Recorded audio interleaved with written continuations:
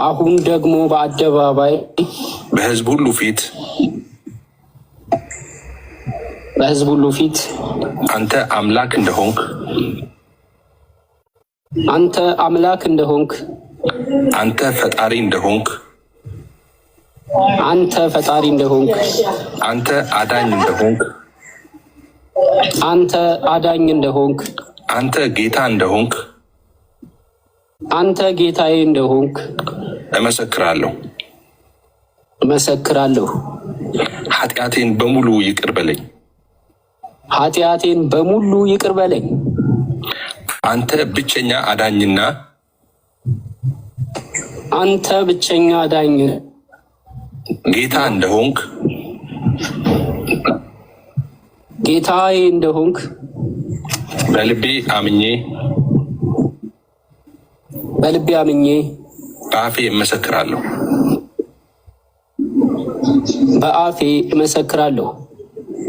እንደገና ኃጢአቴን ይቅር በለኝ። በደምህ እጠበኝ። ስሜን በሕይወት መዝገብ ላይ ጻፍልኝ።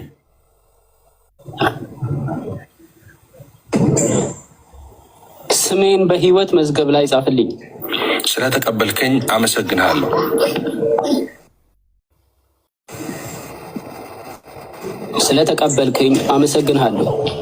ስሜን በሕይወት መዝገብ ላይ ስለጻፍክልኝ አመሰግንሃለሁ።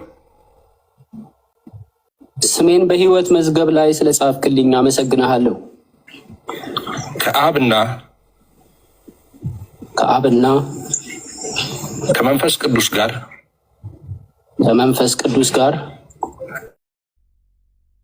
ትክክል ሆነ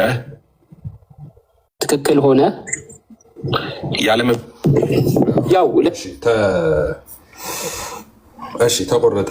ኤኒዌይስ እና ሚኪ ለአንተ ነበር እንትን ያልኩት እኔ ዝም ብለህ ዱርዬ ነው ያልኩ በምክንያት ነው እና ለዛ ይቅርታ አልጠይቅህም። ዱርዬ ነህ እና ሁልጊዜ ስንጸልይ ይህን ጸሎት ከጸለይን በኋላ አንድ አምላክ ብለን ነው የምንጨርሰው። በአብ በወልድ በመንፈስ ቅዱስ አንድ አምላክ ብለን ነው የምንጨርሰው እንደዛ ስናደርግ እና እንደዛ የሚል ነገር የለውም ምናምን ያልከው እንደዛ ስላልክ ነው እንደዛ ያልኩ እና ኔክስት ታይም እንደዛ እንዳትል። ኤኒዌይስ ተሙዬ ስለገባህ ለአንተ ምናልባት ጥያቄ ካለህ ማለት ነው። ሰላም ብያለሁ ኤፍዬ፣ ሁላችሁንም ገስት ላይ ያላችሁትም ታችም ያላችሁትም ሰላም ብያለሁ። ኤፍዬ ጉዳይ ዲያን ጌታን ሲቀበል የት ቤተክርስቲያን ህብረት አደረገ? ኦንላይን ላይ ነው ያደረገው አይደል? ኦንላይን ላይ ነው መዳን ያለው። ኦኬ ኦንላይን ላይ ነው ወይ መዳን ያለው? ሁለት ጥያቄ እንጠይቀኝ። ኦንላይን ላይ መዳን አለ ወይ ደግሞ ሌላ ደግሞ የት ቤተክርስቲያን ነው ህብረት ያደረገው? ያው ህብረት የሚያደርግበትን ቤተክርስቲያን አልነግርህም፣ እዚህ ለንደን ነው ስላለ ማለት ነው። የሰዎች ያው ጌታን ካገኙ በኋላ ወደ ቤተክርስቲያን ሄደው እዛ ህብረት ያደርጋሉ፣ የክርስትና ትምህርት ይማራሉ፣ ይጠመቃሉ እና ስለዚህ ከዛ በኋላ ያለውን ፎር ሴኩሪቲ ሪዝን አልነግርህም። ቤተክርስቲያን ምናምን የት ትሄዳል ምናምን የሚለውን ያው ሁሉም ሰው እንደሚሄደው ነው። ሰው ግን የመጀመሪያው ጥያቄ ፖይንት ያለው ሰዎች ኦንላይን ላይ ጌታን ያገኛሉ ወይ አልክ። ኦንላይን ላይ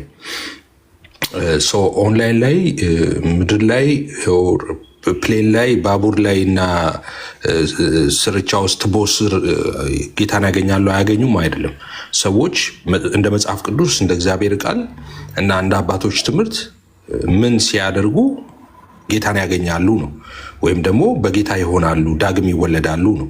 የትም ውስጥ ይሁኑ መጽሐፍ ቅዱስ እንዴት ነው ሰዎች የሚድኑት የሚለውን ያንን ስታንዳርድ ካሟሉ ሰዎች የትም ውስጥ ይሁኑ፣ ትቦ ስር ይሁኑ፣ አየር ላይ ይሁኑ፣ በቪዲዮ ይሁኑ፣ በምን ይሁኑ ጌታን ይቀበላሉ። ስለዚህ እንደ መጽሐፍ ቅዱስና እንደ አባቶች ትምህርት ይሄ ሰው ጌታን አግኝተዋል ወይ ነው መጠየቅ ያለበት እንጂ በቪዲዮ ነው፣ ቲክቶክ ነው፣ ዩቲዩብ ነው፣ ፌስቡክ ነው የሚባል ነገር ትክክል አይደለም።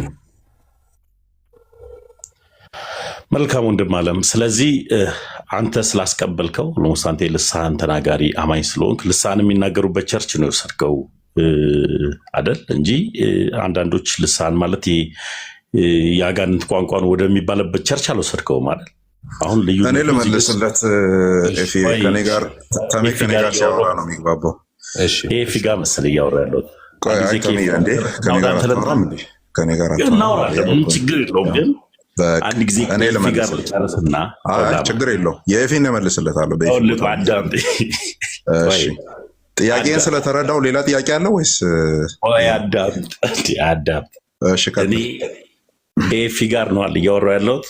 አይ ችግር የለውም ኤፊ ለእኔም ሰጥቶኛል። የሚት አድርጓልና ኤፍሬም ከመለሰልኝ በኋላ አይ ነው እዚህ ሀሳብ ላይ የተለየ መልስ አለኝ ካልክ ትቀጥላለህ። አንተ ደግሞ አንድ አይነት መልስ ነው ያለና እኔ መልስላለሁ። ቀጥል እኮ ኤፍሬም ይመልስልኝ። አሁን ጥያቄ እኮ ነው የጠየቀው። ሚውት አድርጓል። ያ ማለት ለእኔ ቦታውን ሰጥቷል። አሁን ጥያቄውን ጠይቀህ ጨርስና እንደዛ ነው ወይ ብለህ ቀጥል። ኤፍሬም የሚመልስልኝ መልስና አንተ የምትመልስልኝ መልስ ኤፍሬም እኔ የምመልሰው ነው የሚመልሰው። ዝም ብለህ ጥያቄን ጠይቅ። መልስ አይደል የፈለከው? እኔ ደግሞ ምልን ስማኛ አማን ያለ መግባባት እንግባባ ከሆነ አልግባባም። ኤፍሬም የሚመልስልኝ መልስ ይለያል። ተሙዬ እኔ በሚገባ ቋንቋ ለጆሮ የሚመችህ የምነግርህ እኔ ስለሆንኩ ነው። አሁን አዳምጥና ጥያቄውን በስርዓቱ አስቀምጠህ ቀጥል። ለጆሮ የሚመቸኝ ሳይሆን በሚበቃ መልክ ጥያቄ ስለምጠይቅ በሚበቃ መልስ ቀጥል። አሁን አንድ ጥያቄ ነው ሞመንት ቀጥል። ዝም ብለህ አሁን ኤፍሬም የሚመልስልኝ መልስ ኤፍሬም እኔ እንድመልስ ሚውት አድርጓል። አሁን ዝም ብለህ ቀጥል። አንተና ኤፍሬም የምትመልሱት አንድ አይነት መልስ አይደለም ነው። ከዛ በኋላ እሱ ሲመልስ ትሰማዋለህ። አሁን እኔ ጠይቀህ መጀመሪያ ኤፍሬም ይመልስልኝ፣ እኔ መልሳለሁ። ዝም ብለህ ቀጥል። አማን ጣልቃ ልግባ በሁለታችሁ መካከል እና የሆነ ነገር ልናገር። አንደኛ እዚህ ገስት ላይ የተቀመጥነው እኛ ሁላችንም በአንድ ርዕሰ ጉዳይ ላይ ተመሳይ ዝግጅት አድርገን ሀሳቦችን ለማንሸራሸር ስለሆነ የሆነ እንደ ሰርግ ቤት ብፌ የሆነ መርጠህ ከዚህ ነው ማነሳው ምናምን ማለት አትችልም ተሜ።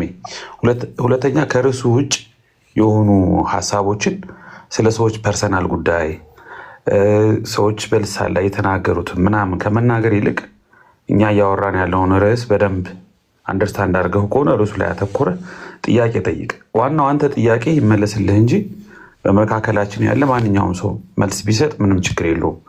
ከዛ ውጭ ግን ባንረባበሽ ነው የሚሻለው። መልካም ኤቢዬ ጥሩ ብለሃል እኮ አንተ ግን አንተና ሌሎች ጥያቄው ለፎከስ አድርግ። እሺ እኮ ጥያቄ ላይ አንተና ጥያቄ ቁጥር አንድ ቀጥል። ለምሳሌ ያክል በግድ አንድ ነን ልትሉ ትችላላችሁ እንጂ አንድ አይደላችሁም አይደል? ልክ እንደዛው ጥያቄ ማብራሪያውን ተውና ጥያቄ መልስ ሁላችንም አንድ ነን ነው እያልክ ያለው አማን። አንድ ከሆናችሁ ወደ አንተ ይመጣል። ጥያቄ ጠይቅ። ስትሬት ፎርዋርድ ጥያቄ ቁጥር አንድ በልና ጥያቄ ጠይቅ። ጊዜ ይጠይቃለሁ። እሺ አንድ ናችሁ ገስት ላይ ያላችሁ ሁላችሁ ኤቢ እንዳለው የሰበሰብነው አንድ ነን ሁለት ነን ለማለት አይደለም። አንድም ነን ሶስትም ነን። እሺ ጥያቄ ቁጥር ሁለት አንድም ናችሁ ሶስትም ናችሁ። ሶስት አይነት የሆነ ልዩነት አላችሁ ስላሴ ማለት ነው። ቆይ እሺ ጥያቄ ቁጥር ሁለት እሺ መልካም አማን። አሁን ቅድም ላይ የመጣው ወንድማችን ጌታን ተቀበል የተባለው ጉዳይ አይዲያ ልሳን ወደሚናገሩበት ቸርች ነው ሄደው። ልሳን መናገር ካጋንንት ነው ብለህ ታምናለህ አንተና? ልሳን የሚናገሩበት ካዲያኛ ሰይጣንን ከነጭራው የሾማችሁበት ቤተክርስቲያን ይሄ እኔ ባክፎልድ አደርግበታለሁ። አያሳስብም። ቆይ ይጨርስ። አሁን እኔ መልስለት። ቀጥል ተመስገን። ጥያቄ ቁጥር ሁለት ጥያቄ ቁጥር ሁለት ጥያቄ ቁጥር ሁለት ቀጥል እኮ ተግባብቼ ነበር የማወራው። ጥያቄ ቁጥር ሁለት ዝም ብለህ ቀጥል። እሺ ገና ጥያቄ አንድም እንኳን አልጨረስኩም። ስለዚህ ጥያቄ ቁጥር አንድ ቀጥል። እዛ ቸርች ሲሄድ ልሳን የሚናገርበት ቦታ ነው። ያ ልሳን ደግሞ ትርጉም አልባ ቋንቋ ነው ብለህ ስለምታምን አንተ ልክ ነው ብለህ ነው የምታምነው። መልስ። እቺ ጥያቄ አንዷ ብቻ በቂ ናት። እሺ እንዴት ትመልሰዋለህ መሰለህ? እሱን ተመስገን ወደ እናንተ ቤተክርስቲያን ባላንስ እንድታደርገው ማለት ነው። ወደ እናንተ ቤተክርስቲያን ሰው ሲሄድ ማርያም ጥንተ አብሶ አለባት የለባትም ወደሚለው ነው የሚሄደው ወይስ ጥንተ አብሶ አለባት ወደሚለው ነው የሚሄደው? አንድ ሁለተኛ ገድላትና ድርሳናትን እንቀበላለን ወደሚሉት ነው የሚሄደው ወይስ አንቀበልም ወደሚሉት ነው የሚሄደው? ሁለት አዳምጥ ሚውት አድርጋ እንዴ። አንተ አሁን በቤት በጣም ፖለቲካ ሰርተሃል አይደለ? ፖለቲካ ጫወት ናት ላይ አንድ አዳምጥ።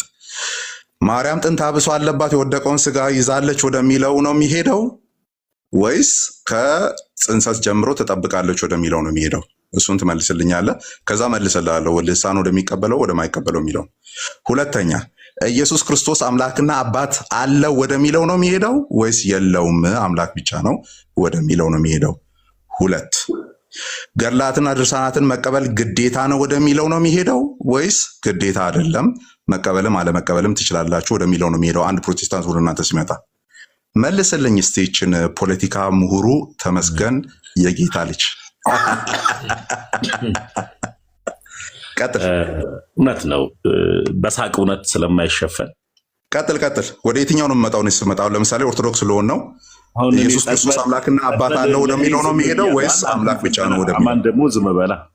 እሺ ወዴት ነው የሚሄደው? ወደዚህ ነው የምትሄደው የሚለውን ነገር ንገረኝና ቀጥሎ እኔ እነግርሃለሁ። ቀጥል። እኔ ጸጥ ብዬ አዳምጫለሁ እኮ። ቀጥል። ከማይገናኘው ጋር ስታገናኘው ራሱ ጸጥ ብዬ ሰምቻለሁ። እና እውነት ልሳን ከሚገናኘው ጋር ልታገናኝ ነው የመጣው? አሁን እባክህ አማን እባክህ፣ እኔ እኮ ጨዋዎች ነን እንጂ ትልልቅ ሰዎች ነን። እሺ ቀጥል። ወዴት ነው የምመጣው? 3 ኦፕሽኖችን አስቀምጫለሁ። ወዴት ነው የምመጣው? ቀጥል። ከፈለክ 32ም ልታስቀምጥ ትችላለህ። እሱን በአግባቡ ይመለስላል። መጀመሪያ ግን ለመጣ ብቻ ንገረኝ። ስለ ልሳን ለተጠየቀው ጥያቄ መልስ ስለሌለ ለምን ቢባል እዚህ ጋር እኔ መልስልሃለሁ። አሁን መልስልኝ። እኔ መምጣት ብፈልግ የት ነው የምመጣው?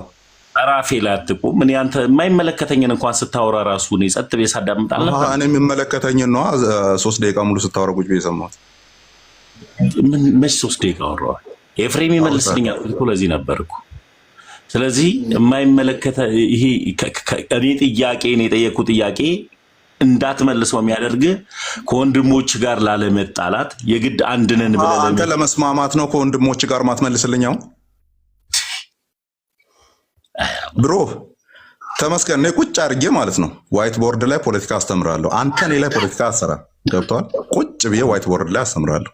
ስለዚህ አልተሳካልህም። ግባና ዶግማቲክ ቲቺንጎች ላይ መጀመሪያ ወጥነት ያለውን ትምህርት ስራ። እዚህ መጥተህ ፖለቲካ ትስራ። ኤፍሬም ይበቀዋል። ተመስገን ውረድ። ለማንኛውም ምንም አሰራም እዚህ እንዲች አይነት ፖለቲካ በጣም ይሄ የጉሊት ፖለቲካ ትስራ። እዚህ መጥተህ እንትን ብጠይቅ ጥሩ ነበር። አሁን ጥሩ ጥያቄ ብትጠይቅ እውነት ለመናገር ጥሩ እንትን ይል ነበር። ቆይ ልንገርህ። ቆይ አይ አጥፍተሃል እንጂ ቆይ ኢማጂን ኤፍሬም አሁን ተመስገን መጥቶ እዚህ የጉሊት ፖለቲካ ሲሰራ ማለት ነው። አዎ ምንድን እንደዚሁ ነበር የሚሻለው የተሙዬ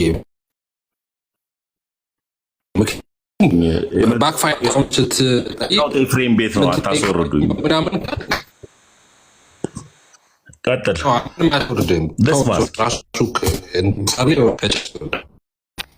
ምንድን ነው መሰለህ ተሙዬ እናንተ የትኛው ጋር እናንተ ምናምን ብለው እኛ በፊት ተናግረናል። ኢሴንሻል በሆኑ ጉዳዮች ላይ በዚህ ጉዳዮች ላይ አንድነን፣ ኢሴንሻል ባልሆኑ ደግሞ እዚህ ጉዳዮች ላይ እውነት አለን ብለን ስንለፈልፍ ነበረ 4 ዓመት 5 ዓመት ማለት ነው።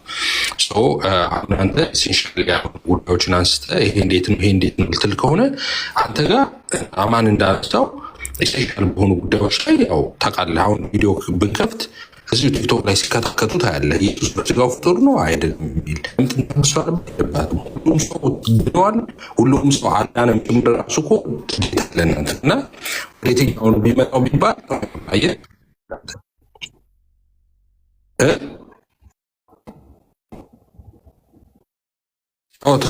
ለው እንዴ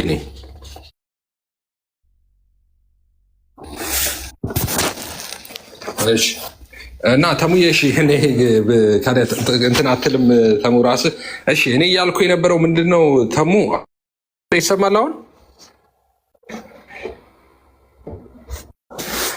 ኦኬ እያልኩ የነበረው ተሙ ምንድን ነው እሺ እርሱ ላይ ወይም ደግሞ የፈለግከውን ፎርማል የሆነ ጥያቄ ብታመጣ ጥሩ ነበር። ግን አይ እናንተ የተለያየ አቋም አላችሁ የተለያየ ሀሳብ አላችሁ በሚል ከሆነ እኛ እንዳልኩ the last 4-5 years እኛ ኢሴንሻል በሆኑ ነገሮች አንድ ነን፣ ኢሴንሻል ባልሆኑ ነገሮች ደግሞ ልዩነት አለን ብለን ስንነጋገር ነው የኖርነው። ታውቃለህ ይህንን ማለት ነው። ኦፊሻሊ ዶክመንቶችንም እያሳየን እርስ በርስም ስናወራ ታያለህ። እናንተ ጋር እንደሱ አይነት ጥያቄ ይዘህ ከመጣ ማን እንዳመጣው መሰረታዊ የሆነ እናንተ ጋር ኢሴንሻል የሆነ ብቻ ሳይሆን ሰዎች ድነዋል አልዳኑም በሚል ራሱ እናንተ ጋር ገና ክትክት አለ እዚህ ቲክቶክ ላይ ታውቃለህ። እና ሁሉም ሰው ድነዋል ሁሉም ሰው አልዳነም ብለው በነ ዘማርያምና በሌላው በነ ቀሲስ በኩሉ መካከል ያለውን ልዩነት ታውቃለህ። ኢየሱስ በስጋው ፍጡር ነው አይደለም የሚለው ኢየሱስ ራሱ አባቱ ይባላል አይባልም፣ አምላኩ ይባላል አይባልም በሚለው አምላክ አይባልም የሚሉ አሉ፣ አምላኩ ነው የሚሉ አሉ። ቤተክርስቲያኗ እንደ ቤተክርስቲያን አምላኩ አይባልም ብላ ወስና ከመጽሐፍ ቅዱሷ ላይ አስወጥታለች። ይሄን ሁሉ ጦስ ተሸክመህ መተህ እናንተ ጋር ልዩነት አለ ከተካልክ አደጋ ውስጥ ነው ያለው። ምክንያቱም ብዙ ጉድ ሊጎለጎል ነዋ። እኔ አሁን ሰይጣን ከነጭራው ተጠምቆ የነፍስ አባት ሆኗል የተባለበት ቤት ቁጭ ብለህ አሁን ሌላ ፖለቲካ ይዘህ ከመጣ ተሙ ኢዝጎና ቤትህ ይነዳል። ያው የመስታወት ቤት ያለው እንትን በምን አይቀልድም እንደሚባለው ማለት ነው። ስለዚህ ጥያቄ ኖርማል ጥያቄ ከሆነ ያለ ኖርማል ጥያቄ አምጣ። ከዛ ቅድም ላይ በተደጋጋሚም ስትለው አሁን መጨረሻ ላይም ስትለው ሰምቻለሁ። ሰይጣን ተጠምቆ ድኗል አባትም ሆኗል ምናምን ስትል ሰማለሁ። እና ፕሮቴስታንት ጋር ትልቁ ልዩ ችግር ምንድን ነው? አሁን ከተረዳሁትና ካየሁት ጉዳይ ምንድን ነው? መጽሐፍ ቅዱስ ያነባል፣ አይረዳውም፣ አውዱን አያውቀውም መጽሐፍ ቅዱስን። እና ገድላትንም እንደዚሁ ስታነቡት አትረዱትም፣ አውዱ አይገባችሁም፣ ሀሳቡ አይገባችሁም። እና ያ ነው አንድ ግራም ያጋባችሁ። መጽሐፍ ቅዱስ ተጠቃሚና ተሸካሚ መሆን ይለያያል። እና አብዛኛው መጽሐፍ ቅዱስ ተሸካሚ ነው። ፕሮቴስታንት ቤት ውስጥ ያለው ሀሳብ ያ ነው ብዬ ነው የማስበው። ይቅርታ ምንድነው አልገባኝም።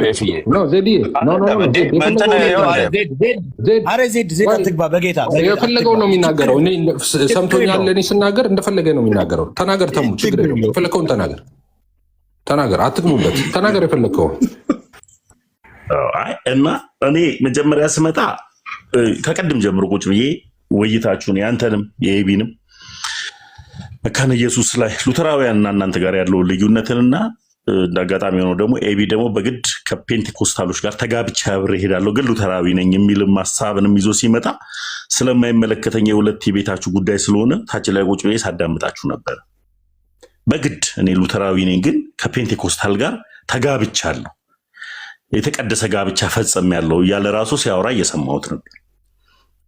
ልክ እንደዚሁ አማን ሻሎም እና ኤፍሬም በልሳን ጉዳይ አትግባቡ እና የሆነ ሰው ጌታን ተቀበለ ይኸው አንድ አምላክ በሆነው ብላችሁ ስታወሩ እሺ ጥሩ፣ ይሄ ሰው ጌታን ከተቀበለ ኦንላይን ላይ ከዳነ የቸርች ህብረት አደረከው ካለው ከደህንነቱ ጉዳይ የተነሳ አልናገርም። መልካም ትችላለህ፣ ግን ብትወስደው ፔንቴኮስታሎች ጋር ማለትም ልሳንን ወደሚናገሩት ጋር ነው የወሰድከው ወይ የሚል ሀሳብ ነው የጠየቁ ለሚባል የተነሳው ሀሳብ ያ ስለነበር ነው። አዎ ኤፍሬም ስለሆን ከዛ ነው የምትወስደው። እሺ ልመልስ፣ ይሄንን ልመልስልህ። እሺ ከዛ በፊት ከመመለሴ በፊት አንድ አጭር ጥያቄ ጠይቃለሁ። ይሄኛው ጥያቄ የምጠይቅህ ምድር ላይ ያለ የመጨረሻ ቀላል ጥያቄ ማለት ይሄ ነው አሁን የምጠይቅህ ማለት ነው። ሰው ስንት እግር አለው አይነት ጥያቄ ነው የምጠይቅህ። ምክንያቱም እናንተ መጽሐፍ ቅዱስ ተሸካሚ እንጂ ተጠቃሚ አይደላችሁም ስላለ እና ቶሎ ነው የምትመልስልኝ ሳይጻፍ በፊት ማለት ነው። እና ኮሜንት አንድ ጊዜ ዝጉልኝ፣ ኮሜንቱን አንድ ጊዜ ዝጉልኝ። ቆይ እኔ ዘገዋለሁ፣ ተዉት፣ እንዳትከፍቱት። ተመስገን ሐዋርያት ስራን የጻፈው ማን ነው? ሐዋርያት ስራን የጻፈው አንተ ሐዋርያት ስራ መጽሐፉን ራሱ ማን ነገር?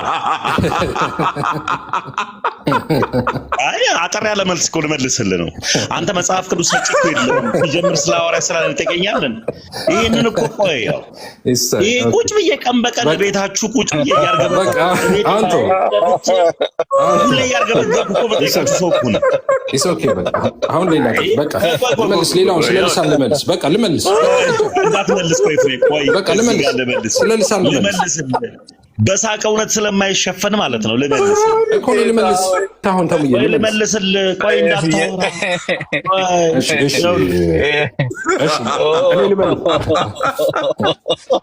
አስገቡት፣ ኧረ አስገቡት፣ ኧረ ተሸካሚዎችን አይ ልናገርን አስገባዋለሁ።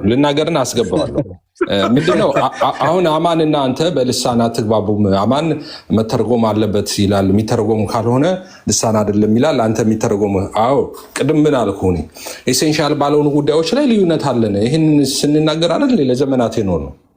ኦኬ አማን ልሳን የሚባል ነገር የለም አይልም።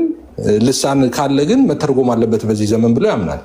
እኔ ደግሞ በዚህ ዘመን ልሳን አለ የምንናገረው ልሳን ነው ብዬ እሱን እንደ መጽሐፍ ቅዱስ ቃል አብራራለሁ። እሱ ደግሞ ልሳን አለ ግን መተርጎም አለበት፣ ተተርጎሞ መስማት አለበት የሚል አቋም አለ። ይሄ እንግዲህ በአብያተ ክርስቲያናት የነበረ ነው፣ ሰፊ ድቤት ያለው ነው እና ልሳን ባትቀበል መንግስተ ሰማይ አትገባም እንዴ? መጽሐፍ ቅዱስ እኮ የጸጋ ስጦታ ነው ብሎ ነው እኮ ልሳንን እኮ የሚዘረዝረው። እና በክርስቲያን ኮንክ በኋላ በመንፈስ ቅዱስ የሚሰጥ የጸጋ ስጦታዎች አሉ። ከነዛ ውስጥ እንደ አንዱ ነው ልሳን እና nothing to do with our salvation። ስለዚህ ይሄ ልዩነት አለ። ብዙ ከዚህ የተሻሉ እኮ ልዩነቶች አሉ ማውራት ብትችል የምትችለው እንጂ ልሳን ይቀበላል እንትና ልሳን አይቀበልም እንትና ምንም ከዘላለም ህይወት የሚያጎድል አይደለም። ኢሴንሻል ትምህርት አይደለም በእኛ ቤት መካከል ልሳን ማለት ነው። እና እንደዚህ አይነት ፎርማል ጥያቄዎችን ብትጠይቅ ብዙ ጥሩ ነበረ ግን በቃ ረወየው ገደልከን ኤፍሬም። በዛውም ደግሞ ሐዋርያ ሥራ ማን እንደጻፈው አጥንቶ ቢመጣ አሁን አግኝቶታል። አሁን ወጥቶ አግኝቶታል። ይግባና እኔ ጠይቀዋለሁ። አሁን ይግባ። ያኛውማ ጻፉ፣ ብዙ ሰዎችም ጽፈዋል። ገስት እንትን ላይ አሁን በወጣበት ራሱ ገልጦ ማየት ይችላል። ችግር የለውም። ግን አሁን ይግባ። እኔ አንድ ጥያቄ ጠይቀዋለሁ። እኔ ተመችቶኛል። ጭዌው ተሙዬ እኔ I love you you are my brother you know ያንተ ሞደር ተውና ተሙ ጌታ ምስክሬ ነው። እኔ ቢያንስ እኮ ማለት ነው ተሙዬ ቢያንስ ቁጭ ብለን በልተናል ጠጥተናል። ስማ አዳም በልተናል ጠጥተናል። እሺ እንደው ጌታ ምስክሬ ተሸካሚ ስላልከን ስለደበረኝ ምናምን ማለት ነው። መክብብን ማን ነው የጻፈው? አማንዬ እኮ አንድ ጊዜ መክብብን ማን ነው የጻፈው? አንድ ጊዜ ያውልህ አንዱን ተውና መክብብን ማን ነው የጻፈው? ጊዜ ድል ስጠኝ እንዴ እኮ ይሄ መልስና ቁጭ ብዬ እኮ ሲያወራ እኮ ሳዳምጥ ነበር። አንድ ጊዜ ድል። እሺ መክብብን ማን ነው የጻፈው? አንድ ጊዜ ድል ስጡኝ። አይ ድሉን ተው፣ ቆይ ድሉን ትቀጥላለህ። መክብብን ማን ነው የጻፈው? ነው አለ የመጣሁት እንዴ ኦን ኦፍ ማድረግ አትመልሰውም። ከዚህ በኋላ ብትመልስም አልቀበልም። ሌላ ጠይቃለሁ። እሺ እድል ስጡኝ። ቆይ አንድ ጊዜ እድል ካልሰጣችሁኝ ሐሳቤን ካልጨረስኩኝ ላወራ እድል አልሰጥም። እኔ እወድሃለሁ ብራዘር፣ መንፈሳዊ አባቴ እኔ እወድሃለሁ። እኔ እዚህ ጋር ማንንም እጠላው የለም። ኤፍሬምም ወንድሜ ነው፣ በጣም ነው የምወደው። አማንም እንደዛው በጣም ነው የምወደው። ኤፍሬምንም በጣም ነው የማውቀው፣ አንተንም በጣም ነው የማውቃችሁ። ሁለታችሁንም በጣም ነው የምወዳችሁ። ግን አሁንም ማወራው ወሬ ከእናንተ ጋር እንደ ጠላት እንድንተያይ ሳይሆን እውነታውን ግን እንደ ሐሳብ በፍጅት እንድንቀጥል ስለፈልግ ነው። ቀን በቀን ቤት እየከፈትኩኝ መጽሐፍ ቅዱስ ማን ሰጣችሁ፣ የመጽሐፍ ቅዱስ ውስጥ ባለቤት ማን ነው እያልኩኝ በተደጋጋሚ ስጠይቀኝ ነበር። እንኳን እሱ አለ ማቴዎስ ወንጌልን ማን የጻፈው እያልኩ ራሱ ምድረ ጴንጤን እያስገባው አንዱ እንኳን መመለስ አቅቶት እንኳን ግራ እየተጋባ ሲወጣ የነበረበት አይደል? ይሄ የኔ ሐሳብ ነው። አንተ መጀመሪያ መክብብን ከመጠየቅ በፊት መጽሐፍ ቅዱስን ራሱ ሰጪ አለ ወይ? መጽሐፍ ቅዱስን ለአንተ ማን የሰጠ? አማንሻሉ መጀመሪያ መጽሐፍ ቅዱሱን ሰጪ ሳይኖር መክብብ፣ ሉቃስ፣ ማቴዎስ እያልከኝ ከመጠየቅ በፊት ማን ነው ሰጪ ያደረገ አንተን? ለመጽሐፍ ቅዱስ ለአንተ ማን ሰጠ? ይህም በአግባቡ ትመልሰዋለህ ወይ? ዕለት በዕለት ስጠይቅ የነበረው ጥያቄ ነበረ። እዚህ ይመለስልሃል። ምዕራፍ በምዕራፍ እንቀጥላለን ማለት ነው። መጀመሪያ ለአንተ መጽሐፍ ቅዱስ ማን ሰጠ? በቃ ጥሩ ጥያቄ። ሚዩት እንዳታረግ እንትን ብሪጅ ለመስራት ያክል ማለት ነው። ጥያቄውን እንዳረሳው እንድታቅ መጽሐፍ ቅዱስን ማን ሰጠ ነው ያልከው። እና ብሪጅ ምሰራው ምንድን ነው? ብሪጅ ምሰራው ማለት ነው ብሉይ ኪዳን የእግዚአብሔር ቃል ነው አይደለ? ያው እሱም ጭምር ስለሆነ አንድ ወንድሜ ነኝ። ብሉይ ኪዳን አዲስ ኪዳን አትበለኝ። መጽሐፍ ቅዱስን እኮ ነው። ቆይ መጽሐፍ ቅዱስን ማን ሰጠ? እኔ ብሉይ ኪዳን ነው ያው ልንገርህ፣ ብሉይ ኪዳን እንደዚህ፣ አዲስ ኪዳን እንደዚህ፣ 66 እንደዚህ መጀመሪያ ቀንኖ 66ም ይሁን 81ም ይሁን 72ም ይሁን ማን ቀነነልህ ምናምን አይደለም የኔ ጥያቄ። መጽሐፍ ቅዱስን እንደ መጽሐፍ ቅዱስ ማን ሰጠ ነው ለአንተ ጥያቄ ጠየቁ። እሱም ጥያቄውን እኮ ተረድቼዋለሁ። ጥያቄ አይታረምም። ይኸውልህ ጥያቄ አይታረምም። አማን ተመስገን እባላለሁ። አንተ ቁጭ ብዬ የሃይማኖት ፖለቲካ ማስተምር ልጅ የነበርኩኝ ነኝ። ተመስገን እኔ ነው ፖለቲካ ተምረህ ቤትን ከፍተህ የምታወራው የነበረው። እሺ ተመስገን። ስለዚህ መልስ ብቻ ነው። ባይዘዌ እኔ ነኝ ከኔ ቤት አዳምጠህ ነው ፖለቲካ የምትሰራውና ቀጥል መልስ ብቻ ነው።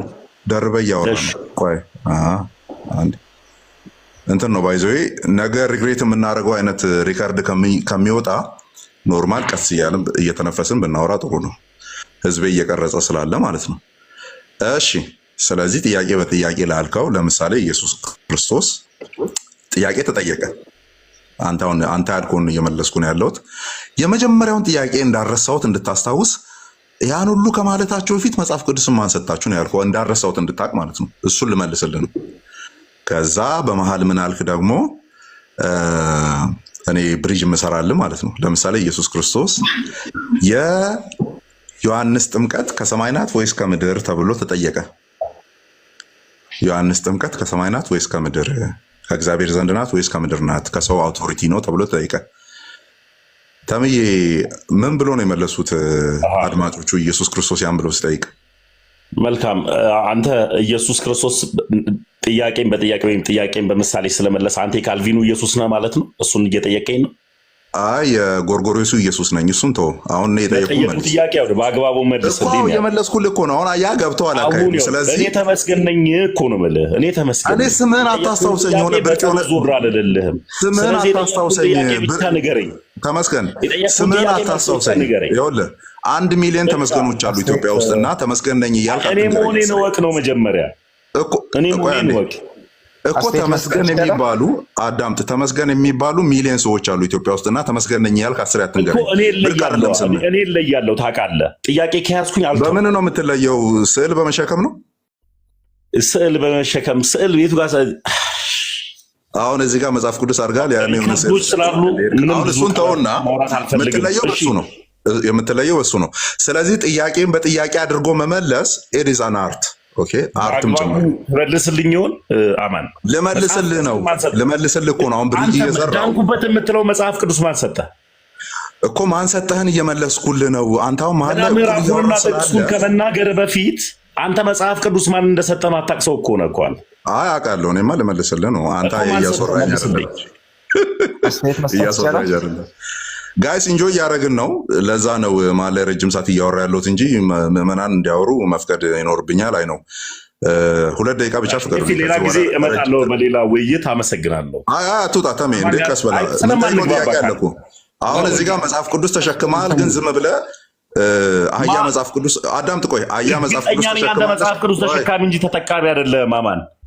አንተ ተሸክመሃል። ይኸው ስዕሉ ላይ እኮ ግን የተሸከምከውን ታውቀዋለህ ወይ? አሁን ልናየው እኮ ነው እኮ እኔማ ሰጪ ስላለኝ የተሸከምኩትም የተጠቀምኩትም። አንተ የተሸከምከውን ታውቀዋለህ ወይ? አሁን በጥያቄ ልንመጣ ነው። የተሸከምከውን ታውቀዋለህ ወይ? ማን ሰጠ መጽሐፍ ቅዱስ ንገረኝ። እሺ ሰጥታለች፣ አንተ ቤተክርስቲያን ሰጥታለች። አሁን የተሸከምከው መጽሐፍ ውስጥ ምን እንዳለ ልጠይቅ ነው። መልስልኝ። አይደለም ለአንተ ማን ሰጠ? ለአንተ ማን ሰጠ? እሺ እኔ ማን እንደሰጠኝ መልስልሃለሁ። አንተ ተሸካሚው ይኸው አናት ላይ ተሸክመ ያዝከው አንተ የተሸከምከውን ታውቀዋለህ ወይስ አታውቀውም? እኔ ልጠይቅ ነው። ችግር የለውም። ማን ሰጠ ለአንተ መጽሐፍ ቅዱስ? እሺ እኔ መጽሐፍ ቅዱስ ይኸውልህ ስመልስልህ ማለት ነው። ከዛ ትከራከረኛለህ። ችግሩ አንድ ስቴፕ መሄድ አትችልም። እኔ የምመልስልህ መልስ ላይ ማለት ነው። ይኸው መልሱ እንደዚህ ነው። ፕሮቴስታንቶች ስናምን መጽሐፍ ቅዱስ በአማኞች ወይም በኪዳኑ ማህበረሰብ ውስጥ የእግዚአብሔር ቃሎች እየተገለጡ የመጡበት ነው። እግዚአብሔር ነው መጽሐፍ ቅዱስን የሰጠን። እግዚአብሔር ነው የሰጠን። ከሰማይ አውርዶት ኖ በነቢያቱ በኩል የተናገረው በሐዋርያቱ በኩል የተናገረው ደን በህዝቡ መካከል የተገለጠ መጀመሪያ ላይ ልክ ኢራኔስ እንዳለው አዳምጥ እስኪ በማብራሪያ እየነገርኩ ነው። አዳምጥ በማብራሪያ እየነገርኩ ነው። እሺ ሚውት አድርጉ። አሁን ተሙ ትክክል አይደለም። አሁን ትክክል አይደለም። አሁን ጠይቀው እያብራራ ማለት ትገባለህ። ከተሳሳትክ ትለዋለህ። ከጨረሰ በኋላ ከፈለክ ሲጨርስ እቺ አናቱ ላይ የተሸከመችውን መጽሐፍ ያውቃታል አያውቃትም የሚለውን እዚህ ጋር አብጠርጥረን እንወጣለን። ሚውት አድርግ ተም ያላረክም። እሺ ይቅርታ አረጋለሁ። ሚውት አድርግ እያየው ስለሆነ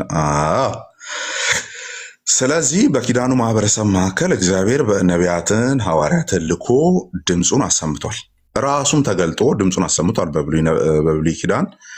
በአዲስ ኪዳን ደግሞ ተራራው ላይ ያሉ የአብን ድምፅ የግርማውን ድምፅ በግርማው ተራራ ላይ የእግዚአብሔርን ድምፅ እንደሰሙ እነ ጴጥሮስ ተናግሯል። ከዚያስ ያ ንግግር ልክ ኢራኔስ እንዳለው በቀደሙት ዘመናት መካከል በሐዋርያቱ በኩል ሲነገር የነበረ ደን በኋለኛው ዘመን በኩል ለእኛ በመጽሐፍ ተሰንዶ የተሰጠን ነው ብሏል። ነገር ግን ያ ነገር በማን መካከል ነው የተገለጠው? በህዝቡ መካከል ተገልጧል። ያንን በህዝቡ መካከል የተገለጠውን ነገር ደግሞ የሰጠን ማን ነው? እግዚአብሔር ነው። ለምን? የድምፁ ባለቤት እግዚአብሔር ስለሆነ፣ የሐዋርያቱ ባለስልጣን እግዚአብሔር ስለሆነ፣ የነቢያቱ ባለስልጣን እግዚአብሔር ስለሆነ። ደን መጽሐፉ የእግዚአብሔር ቃል እንደሆነ በምን አወቁ ሲባል በሶስተኛው ክፍለ ዘመን መጥቶ እነ አትናቴዎስ ሌሎችም የቤተክርስቲያን አባቶች አንዳንዶቹ ክሌም ከማድረጋቸው በፊት የእግዚአብሔር ቃሎች እንደነበሩ ኢንዲቪዥዋል ሰዎች ያውቁ ነበረ። ይህንን የቤተክርስቲያን ታሪክን ከ200 በፊት የነበረውን ስታጥና ታገኘዋለህ። ገላትያን ይዞ ይጠብቁ ነበር። ለምን? ሐዋርያዊ ምንጭ እንዳለው ያውቁ ስለነበረ፣ ሐዋርያቱ ደግሞ ዳይሬክት የሆነ ስልጣን እንደነበራቸው ያውቁ ስለነበረ፣ የነቢያቱ መጽሐፍት እንደነበረ የብሉይ ኪዳኑን ቅድም ነጥዬ ብሉይ ኪዳኑን ላወራ የነበረው ለዚህ ነው። የብሉይ ኪዳኑን ብቻውን ጥያቄ ጠይቃለሁ ከአዲስ ኪዳኑ ጋር አያይዤ ልመልስልህ። በህዝቡ መካከል አልጨረስኩም። አስረዝም ያለው ግን ለሌሎቹ ትምህርት ስለሚሆን ማለት ነው። የጠየቁት ጥያቄ አይደለማ። እኔ ወይ ታች ቁጭ ብዬ እግዚአብሔር ነው የሰጠን። እሺ በቃ እግዚአብሔር ሲሰጥ እኔ የጠየቁት ጥያቄ ደስ የሚለው ነገር ጴንጤ ኢኳል ሙስሊም ነው የሆነብኝ ዛሬ። እና እግዚአብሔር ከሰማይ ነው ያወረደልህ? ምንድን ነው ያልኩ? በሰማይ ነው ያወረደልህ ላልከው ምላሽ ሲሰጥ ምን ነበር ያልኩት? አይ ራሱ ድምፅ ሆነ ምናምን ነው። እሱን ከመጽሐፍ ቅዱሱ ነው ያነበብከውና እግዚአብሔር እንዴት አወረደልህ? ከመጽሐፍ ቅዱሱ አይደለም፣ ከመጽሐፍ ቅዱሱ ሳይሆን እኔ ያው ለጴንጤ ኢኳል ሙስሊም አንተ ብያለሁ። አሰማም እኮ ጥያቄ ትጠይቃለህ ግን አሰማም። ምንድን ነው ችግርህ? ይሄው እኮ መልስልኛሽ እኮ መለስኩልህ። ከሰማይ ወረደ ወይ? እዛ ሰማይ ተጽፎ ያለቀ ምናምን ቻፕተሮችና ምዕራፎች አሉት። ከሰማይ ወረደ ወይ? አልወረደም። በህዝቡ መካከል ነው የተገለጠው። ልክ በብሉይ ኪዳን ለምሳሌ እነ ኤሊሁና ሌሎች ካህናት እና ሙሴ አንድ ላይ እግዚአብሔርን አዩ እየተባለ እንደተነገረ ተራራው ላይ ሁሉ ደን እዚህ ጋር ደግሞ በመለወጥ ተራራ ላይ የአብን ድምፅ ሰሙ። እነ ጴጥሮስ ነበሩ፣ እነ ዮሐንስ ነበሩ፣ እነ ጴጥሮስ ነበሩ። ኦኬ ደን እነ ያዕቆብ ነበሩ። ደን እነሱ ደግሞ መልሶ ሲጽፉልን እናያለን። ያ በአዲሱ ኪዳን መካከል በሐዋርያቱ በኩል ተገለጠ።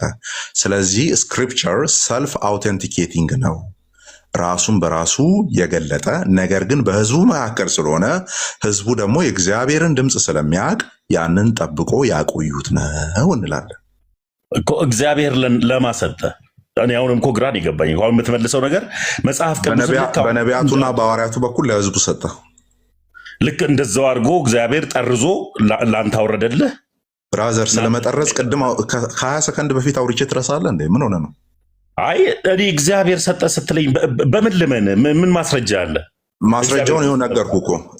የእግዚአብሔር ቃሎች በእነማን በኩል ነው የወረደው? ለምሳሌ ፋዘሮች አንድ ከአባቶች አሳየኝ እግዚአብሔር መጽሐፍ ቅዱስ ሰጠን ብሎ የተረጎመ አባት ካለ። እሺ ለምሳሌ ኢራኔስን እየጠቀስኩ ነበረ። ምን የሚል ቆይ ስክሪንሾቱን በእኔ ግሪን ስክሪን ላይ አድርግና ለጥፍላለሁ። እሱን ታነበዋለህ። እንግሊዝኛ ታነባለህ? ተመስገን። አላነብም፣ ተረጉምልኛል። አሁን እንዴት ነው የምንረዳው? እንግሊዝኛውንም አታውቅም እንግዲህ። አይ ሲጀመር አማርኛም በአግባቡ ያልገባ ሰው ስለ እንግሊዝኛ ጭንቃል እንዴ? እናነበዋለን። እኔ አማርኛውን አልፌ እኮ ነው እንግሊዝኛ ያወራለሁ። እንግሊዝኛ ብለህ ጥፍልህ ታነባለህ? እንግሊዝኛ ጥያቄ ነው የሚያናደው እኮ። ጥያቄ ስለሚያናድ ለመሰለህ ጥያቄዎች ጠማማ ስለሆኑ ሆን ብዬ ነው አንተን ፕሮቮክ ማድረግ። ተመስገን። ጥያቄዎች ወልጋዳ ስለሆኑ ነው አውቄ ፕሮቮክ ከመጠየቅ በፊት አይደለ? አይ ነው በዚህ አይደለም። በሆነ በብስጭት ወይም ደግሞ ይሄ በንዴት አይደለም ወንጌል የሚሰራው። አማን አሁን አንተ ጥያቄ እኔ እኮ ከአባቶች ሲባል አባቶች ጽሁፎች፣ እሺ ለምሳሌ ማለት ነው ተምዬ ወንጌል ፍቅር ነው። ወንጌል ፍቅር ነው። ማታነብ ሰውዬ ጋር እኮ ነው እያወራሁኝ ያለሁት እኮ። እሱን አብረን እናያለን። በትልቁ አድርገኝ ቆይ ኤፍዬ አንዴ። ከዛ ገልጬ ያሳየውና ተሜ መጽሐፍ ተሸካሚው እንትን ይልልናል። ተምዬ እነዚህ ነው አይደል እየጠየቀኝ ያለው? አባቶች እነዚህ ነው እየጠየቀኝ ያለው? መጽሐፍ ቅዱስን እኮ ከአባቶች አሳየኝ ነው ያልከኝ አይደል? ከአባቶች አሳየኝ ነው አይደል ያልከኝ? የአባቶችን መጽሐፍ አሳየኝ፣ ድርድር አሳየኝ አይደለም የኔ ጥያቄ እኮ። ገልጬ ላሳየ ነው። ገልጬ አባቶች ስትል እነዚህ ነው። ለማንኛውም መደርደርና መደርደሪያ ላይ መጽሐፍ መደርደርና ገልጬ ላሳየ ነው። ገልጬ ላሳየ ነው። ጥያቄ ምንድን ነው? እስኪ ጥያቄ አባቶች መጽሐፍ ቅዱስን በህዝቡ መካከል ተገለጠ አንተ ላልከው አማን አንተ ባብራራበት መልክ አባቶች የቱ ጋር ነው የተናገሩት ነው ያልከኝ። ጥያቄን እስኪ በትክክል ድገሞ የኔን ጥያቄ። አማን አልከኝ። አቤት አልኩ። ከዛ እኔ ያብራራውልህ በህዝቡ መካከል እግዚአብሔር በነቢያቱና በሐዋርያቱ መካከል ገለጠ ምኑን ቃሉን። ከዛ ህዝቡ ተቀባዮች ናቸው። ሚዲየም ሆነው ያገለገሉት ሐዋርያትና ነቢያቶቹ ናቸው። ስለዚህ በህዝቡ መካከል የተገለጠ እውነት ነው ምን መጽሐፍ ቅዱስ አልኩ። አንተ የፈለግከው የነበረው ቤተክርስቲያን ሰጠችን የሚል ነገር ነበረ። እኔ በዛ መንገድ ነገርኩ። ከዛ አንተ አማን እንደዛ ለምትለው አማን የት ሀገር ሄደ ነበረ? የት ሀገር ሄደ ነበር? ኮሜንት ላይ አንድ በተደጋጋሚ አንተም እንግሊዝኛ የለመድከው እኮ በባርነት በስደት ሄደ ነው። ኡጋንዳ ነበርኩ ኡጋንዳ ነበርኩ። ይቅርታ። እሺ ጥያቄ ናት አስረሳኝ። ለእኔ የጠየቅኩ ጥያቄ እናንተ የመለስከው መልስ ምን ነበር ያልከኝ? መጽሐፍ ቅዱስ ማን ሰጠ ስልህ እግዚአብሔር ሰጠኝ አልክ። አጠር አድርገህ እግዚአብሔር አወረደልህ ወይ ስልህ አዎ አወረደልኝ። እግዚአብሔር አወረደልኝ አልኩ። መጽሐፉን አወረደልን ብሎ የጻፈ አንድ አባት አሳየኝ ነው። መጽሐፉን አወረደልኝ አልኩ እኔ። አዎ ሰጠኝ እኮ ያልከው እኮ እግዚአብሔር ነው። ተምዬ ወየ በለኝ እስኪ አንዴ አለው። ለአማርኛ ይቀጥል። ምን ላይ ነው ያልከው? ምክንያቱም 2 ደቂቃ ውስጥ ያወራነውን ነገር ሁሉ እየረሳ ነው ያለው። ምን ላይ ነው ያልከው? አንተ ነህ እንጂ ያለህበትን ቦታ 6 አይነት ሀሳቦች የምታስበው በ15 ሰከንድ። እግዚአብሔር ነው የሰጠን ሲባል ከላይ ጠርዞ አወረደልን። እግዚአብሔር ነው የሰጠን ሲባል እንደዚህ ለምን አናደርግም? አሙ እንደዚህ እናርጋ። ተሙን ራሱን እናስብለው። አንድ ጨዋታ ነበረ አስብላለሁ አታስብለኝ የሚል ለምን ራሱ ሰጠኝ እግዚአብሔር እንዲላ እናስብለው። ተሙ እኔ አሁን አንተን አስብልሃለሁ እግዚአብሔር ሰጠኝ አስብልሃለሁ አላስብልህ? አንተ ገና ስትለኝ ራሱ መልሰው ነኝ እኔ ይኸውላችሁ ሲገለኝ እንግዲህ የምሬ ነው። ተሙ ላለማለት ሞክር እግዚአብሔር አልሰጠኝም ለማለት ነው። አሁን የጠየኩት ጥያቄ ገብተዋል አይደል? እኔ ገብተህ እኮ ላስብልህ ነው። አሁን አንተን ራሱ ላስብልህ ነው። አማን ግን ምንድን ነው ያለው? በጌታ ሳትዋሽ ንገረኝ። መልስ ሲመልስልኝ እግዚአብሔር ሰጠኝ አላለ እኮ። እግዚአብሔር ሰጠኝ አለ እኮ። አሁን ላስብልህ እኮ ነው አንተን ራሱ እግዚአብሔር ሰጠኝ። እግዚአብሔር ከሰማይ አወረደልን ብሎ አወረደልኝ አለ። አላወረደልኝ አላለም። አወረደልኝ ሰጠኝ ማለት ምን ማለት ነው? እሺ እግዚአብሔር ከሰማይ ማለት ነው። ላስብልህ ነው። መጽሐፍ ቅዱስን እግዚአብሔር አልሰጠንም ወይ ነው ጥያቄ። አንተ ላስብልህ ነው። ቆይ አማን ራሱን ተመስገንን ላስብለው ነው። ቆይ አስብለዋለህ፣ ግን ማን ነው የሰጠን? ይሄንን ጠይቀው። ማን ነው? ቆይ ተሙ ያስከው መጽሐፍ ቅዱስ ማን ነው የሰጠን? መጽሐፍ ቅዱስ ነው አይደል ያስከው? ቆይ አንዴ ዜድ መጽሐፍ ቅዱስ ያስከው መጽሐፍ ቅዱስ ነው ተሙዬ? አዎ ያስከው። አዎ ኦኬ። እሱ መጽሐፍ ቅዱስ ማን ሰጠ? ቤተክርስቲያን። ቤተክርስቲያን ማን ሰጣት? ቤተክርስቲያን ክርስቶስ ነው ራሷ። እሷ የክርስቶስ ሙሽራ ናት እኮ። ከየት አመጣች ቤተክርስቲያን? ቤተክርስቲያን ተቀባይ ራስ ስላላት። ራሷ ማን ነው? የቤተክርስቲያን ራስ ማን ነው ብሎ ነው ያስቀመጠው መጽሐፍ ቅዱስ? ክርስቶስ። ስለዚህ እኔ ቤተክርስቲያን ናት ሰጪ። ስለዚህ ክርስቶስ ነው ለቤተክርስቲያን የሰጣት። እኔ ቤተክርስቲያን ናት የሰጠችኝ ነው ብዬ ማምነው እኮ። ቤተክርስቲያን ከየት አመጣችው? ቤተክርስቲያን ራሷ ሰጪ ናት ነው እያልኩ ያልኩ። ባለሙሉ ባለስልጣን ናት። ቆይ ጥያቄን ቀየርኩልህ። መጽሐፍ ቅዱስ የቤተክርስቲያን ቃል ነው ወይስ እግዚአብሔር ቃል ነው? ማለት አልገባኝም። የቤተክርስቲያን ቃል ነው ወይስ የእግዚአብሔር ቃል ነው? ቤተክርስቲያን ማለት ምን ማለት ነው? ያልገባኝም እንደ ጥያቄ ስላልገባኝ ነው። ቤተክርስቲያን ማለት ህንጻው ነው። ቤተክርስቲያን ማለት የአማኞች ህብረት ማለት ነው። የአማኞች ማለት ነው። ስለዚህ ህብረቱ ያለበት ነው። መጽሐፍ ቅዱስ የቤተክርስቲያን ነው ወይስ የእግዚአብሔር ነው ነው ጥያቄ። መጽሐፍ ቅዱስማ ለሁለት መጽሐፍ ቅዱስ ለማን ነው የተሰጠው? ለባለቤትነት ተብሎ የተሰጠው ለማን ነው? ንገረኝ እስኪ። መጽሐፍ ቅዱስማ የተሰጠው ለሚሰሙ ሁሉ ነው። ምድር ላይ ላሉ ለፍጡራን በሙሉ ነው የተሰጠው። ማን ነው እንደዛ ያለው? መጽሐፍ ቅዱስ አድሬስ ተደርጎ የተሰጠው ለማን ነው? ለሁሉም ነው እኮ አልኩ እኮ። ምን ላይ ነው ያለው? ማን ያለው እንደዛ ብሎ የፈታ ማን ነው? አድሬስ አድርጎ መጽሐፍ ቅዱስ የተሰጠው ለማን ነው? አይ እንግዲህ መጽሐፍ ቅዱስ ከፍተን እናያለን ማለት ነው። መጽሐፍ ቅዱስ ለሁሉም ነው የተሰጠው። ለዛ ነው እኮ አንተ የዳንከው እኮ የዳንክ የነበረው ይቅርታ ድነህ የነበረው መጽሐፍ ቅዱስ እኮ ለሰው ልጆች ሁሉ ስለተሰጠ አንተ ተራት 100% ወደምድንበት ነው የሄድኩት። የፍዬ ካለመዳን ወደ መዳን፣ ካለመመረጥ ወደ መመረጥ ነው የሄድኩት። እስቲ አንድ ጥያቄ ልጠይቅህ።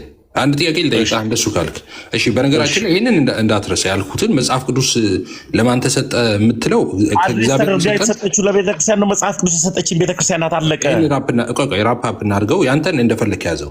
መጽሐፍ ቅዱስ ያው እግዚአብሔር እናንተ ራሱ እንዳልከው ራሷ ነው ያልከው፣ በኋላ ኮንፎርም ማድረግ እንትን ስላልክ ነው ለቤተክርስቲያን ሰጠሃልክ፣ በቤተክርስቲያን በኩል አገኘውታልክ። አንተ በማንም ሰው በኩል ታገኘውት። ለምሳሌ እጅ ላይ ያለው መጽሐፍ ቅዱስ ፕሪንት የተደረገውን ጓደኛ አበበ የሚባል ጓደኛ ሰጥቶ ሊሆን ይችላል። ግን ሶርሱን ስትወስድ ዞሮ ዞሮ እግዚአብሔር ጋር ነው የሚደርሰው። እስትንፋሰ መለኮት ነው፣ የእግዚአብሔር ቃል ነው እንደምታውቀው። ስለዚህ እግዚአብሔር ነው የሰጠው። ለማን ሰጠ የምትለው የተሰጠው ለፍጥረት ሁሉ ነው። ፍጥረቱ ሁሉ አንብቦ ወደ እውነት እንዲመጣ ማለት ነው። ኦኬ በመዳንን ሁሉም እንዲወዱ ወዶ እንዲል መጽሐፍ ቅዱስ ሁሉ እንዲድኑ በሚወደው ጌታ ለሰዎች ሁሉ የተሰጠ ነው የእግዚአብሔር ቃል። ስለዚህ ለዛ ነው እኛ ጋር ይደርስ። የሆነ ጊዜ ላይ የሆነ ሰዎች ጋር ደርሰዋል፣ አሁን እኛ ጋር ደርሰዋል። ነገ ደግሞ የሚመጡት ትውልድ ጋር ደግሞ ጌታ እስኪመጣ ድረስ ይሄዳል ማለት ነው። እሱ ላይ ለምን ጥያቄ እንዳነሳ አልገባኝም። ቤተክርስቲያንን ብትል ከቤተክርስቲያን ነው የተቀበልኩትም ብትል ዞሮ ዞሮ ቤተክርስቲያን ከጌታ የተቀበለችውን ነው እንጂ ለምን እንደዚህ እንደገባው ግን ገብቷል አለ ኤፍሬም። ማቴዎስና ሉቃስ ማርቆስ ብሎ ከመከፋፈል በፊት መጽሐፍ ቅዱስ ማን እንደሰጣችሁ እንኳን ባለቤት የላችሁም ነው። አሁን አማን እንዳለው ቅድም ላይ ብሏል፣ እግዚአብሔር ሰጠን አለ። እግዚአብሔር ታዲያ ካወረን እንቀጥላለን። ተመሽ መጽሐፍ ቅዱስን ማን ሰጠን የሚለውን ከቤተ ክርስቲያን አባቶች ጥቀስ ብላለ። እግዚአብሔር ሰጠን የሚል ካለ ታሳየኛለህ። እሺ አሁን እኮ እኔ እየዋሸው እንደሆነም እኮ አታውቅም እኮ። አሁን እዚህ ጋር አሁን የኢራኔ ጽሁፍ ነው ቡክ ዋን ላይ ማለት ነው። ቻፕተር 1 ቡክ ዋን ላይ ቁጥር 1 ብሎ የሚጀምረው ማለት አልገባኝም። አማን በዋሽ ራሱ አታውቅም እኮ እያልኩ ነው። እና እስቲ ቁጥር 1ን ራስ አንብቡ። ዊ ሃቭ ለርንድ በቃ ካንተ ጋር ባላወራ ደስ ይለኛል። አይ ተምዬ ጌታ ምስክሬ ጌታ በቃ አጨርሻለሁ። ጌታ አይደለም እየሰከሱ አይደለም፣ የምሬ ነው። እሺ አንድን አንብቤው መልሱ እዛ ጋር ነው ያለው። አንድን አንብበስ በቃ ካንተ ጋር ጨረስኩ። ማርያምን ነው የምልህ ተሜ፣ እንደዚህ አትበል። የምሬ ነው። በቃ ምስክናል። ተባረክልኝ። ጨረስኩ። አይ ምሬ በጣም ነው የምናደድብህ። አሁን እዚህ ጋር እንትን የምንል ከሆነ የምንጣላ ምን አገባኝ ታዲያ። እንኳን መናደድ ያኔ ደብረ ዘይት መተን በበላነው ምግብ ይዣለሁ። ያዝልኝ። አሁን እዚህ ጋር ቁጥር 1ን አንብብልኝ። ጨርሻለሁ። ኤፊ ሌላ ጊዜ መልሱን አንድ የፈለግከው ቁጥር 1ን አንብብ። ጨርሻለሁ ከአንተ ጋር። አይ በቃ ወደ ሌላ እሱን መልስ። እናንተ ወደ ሌላ ሄዱ። አትጣተሙ፣ ችግር የለም። የመጀመሪያ ነገር ያስፈልጋል መሰለህ አማን። ይኸውልህ የመጀመሪያ ጉዳይ አማንን እንደ አማንነቱ ነው አክብሬው ቀጥለው። አማን ማን ነው ስባል እያናናቅኩ እያጣጣልኩኝ የማወራባቸው ብዙ ሀሳቦች አሉ። አንተንም አቀበ ክርስቶስ ኢየሱስ ነው፣ አለቀ በቃ። ከዛ በላይ በምንም ላይ አልችልም። ሰውን ሳይ እኔ በዛ አይን ነው ማየው። ገብቶሃል? በጣም ነገሮች ያማሩልኝ እየመሰሉ የሚያስጠሉ ቃላቶችን ማውራት ብራቮ፣ ለኔ ብለህ እከሌን ተናገርክልኝ፣ ለኔ ብለህ እከሌን ተቸልኝ የሚለኝ ድንቅ አምላክ የለኝም። አምላኬ ትሁትና ሩሩ ደግ ቸር አምላክ ነውና በእንደዚህ አይነት ነገሮች ማመን ነኝ እኔ። እሺ በዚህ ስለማመን አመሰግናለሁ። ያወራሁት እሺ አስከፍቶ በቃ ትቻለሁ እኮ አልኩ። በመጨረሻ ለኔ ብለህ ከኔ ሰድበህልኛል፣ ተችተህልኛል የሚለኝን ኢየሱስን አይደለም የተከተልኩት። ኖ እኔ አንተን መተቸቴ ኢየሱስ ያጨበጭብልኛል ብዬ ማለት ነው። የአንተ አምላክ ያጨበጭብልሃል። ለዛ ነው የኔ አምላክ ደግሞ የሥርዓት አምላክ ነው፣ በሥርዓት የሚያምን አምላክ ነው። ኧረ ተሙዬ አንተ አሁን ተሸካሚ ናችሁ ተጠቃሚ ምናምን ስትለን ተሸካሚ ናችሁ ሲሉ የሚያጨበጭብለት አለው። እሱ ለምን መሰለህ ኤፊ አምጥቶታል፣ እየጠበቅኩ ነበርና እዛች ጋር ሲናገር በቃ አለቀ እኮ ዘጋ ነው። አመሰግናለሁ። ወንጌል ይሄ ከሆነ ቀጥል። በቃ እሺ ሚውት አድርግ ታሜ፣ ችግር የለውም። ፖለቲክሱን እንቀጥላለን። ሚውት አድርግና እኔ ልቀጥል። እሱ የጠየቀውን ጥያቄ ኤርሊ ቸርች ፋዘርስ ላይ ብሎ ከዛ እኔ ቅድም ባብራራሁት መልኩ ማለት ነው። አሁን ቅድም ያልኩት ተሜና ያበገነው ምንድን ነው? የዋሸው በሆን እንኳን በምን ታውቃለህ ምናምን ነው ያልኩት። እዚህ ላይ አሁን እንግሊዝኛውን አጣምሜ ምናምን ለእኔ በሚመች መልኩ ራሱ ብትረጉም በምን ታውቃለህ ነበር ያልኩት። አም ሶሪ ኢፍ ታት ኦፌንድስ ዩ። ቁጥር 1 ላይ ዲስ ኢዝ አጌንስት ሄሬሲስ ቁጭ ብዬ ከመሰለህ እኔ እወጣለሁ። ሶሪ እያለህ እኮ ነው ተሙ። እንዴ ሶሪ እያለህ አንተ እወጣለሁ ትላለህ። ሶሪ እያለህ እወጣለሁ ትላለህ። ይቅርታ እያለህ በጣም ነው የምታስደብረኝ። የምትወጣ ከሆነ በጣም ነው የምታስደብረኝ። እኔም እወጣለሁ አንድ ላይ የሆነ ላስቀይም ምናምን አይደለም። ጌታ ምስክሬ ላስቀይም አይደለም።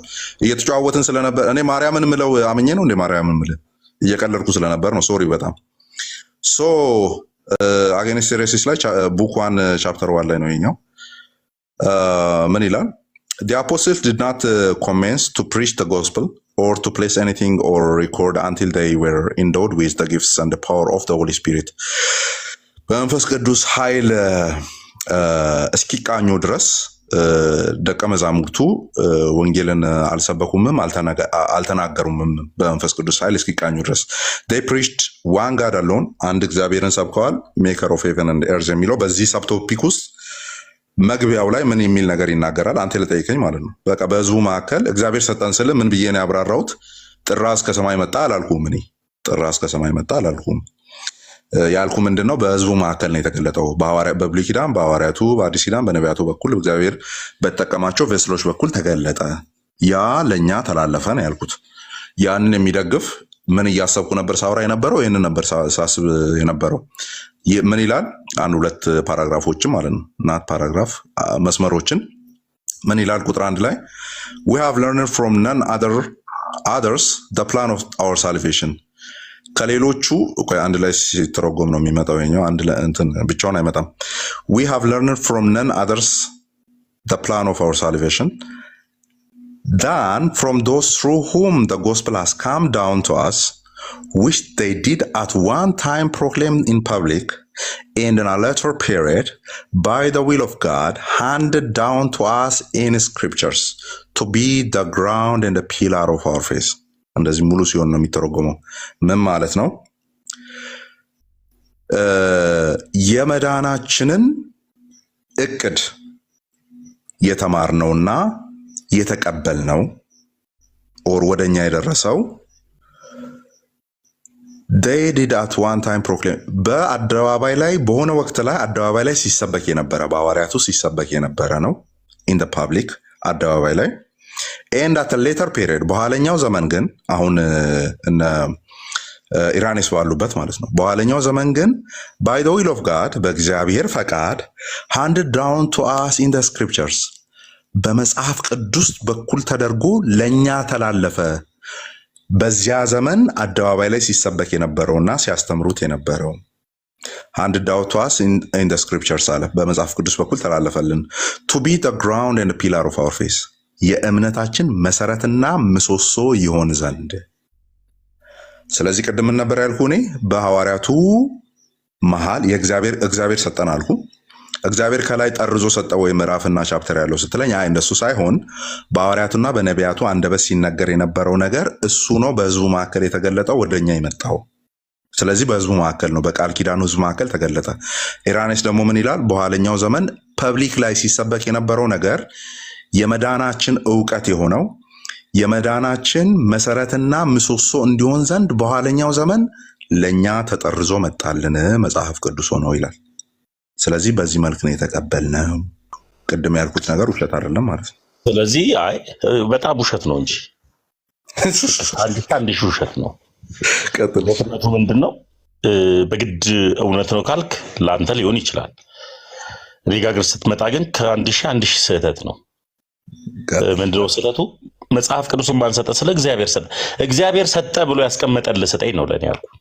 እግዚአብሔር ሰጠን።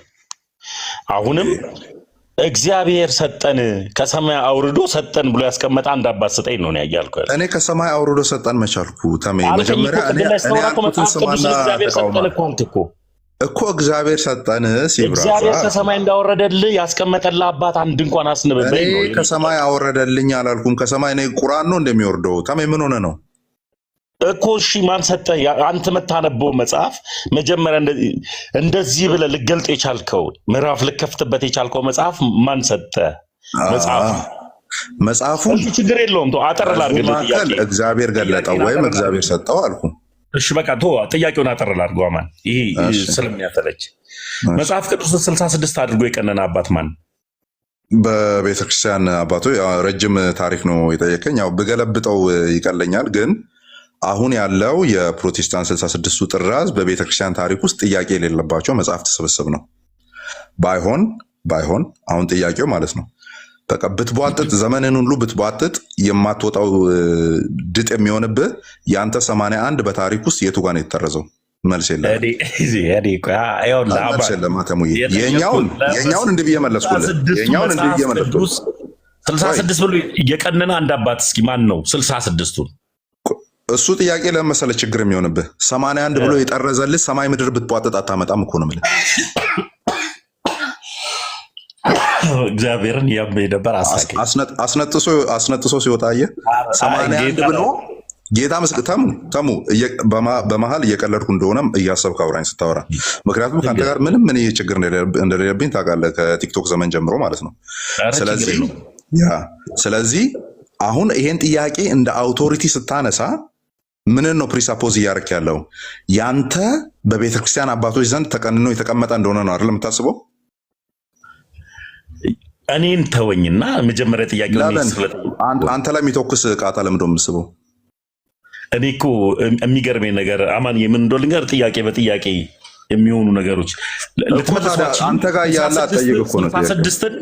66 ብሎ የቀነነ ማን ነው? 81 ብሎ የቀነነ ማን ነው? በቃሽ ተሙዬ እንደዚህ ልመልስ፣ ችግር የለውም።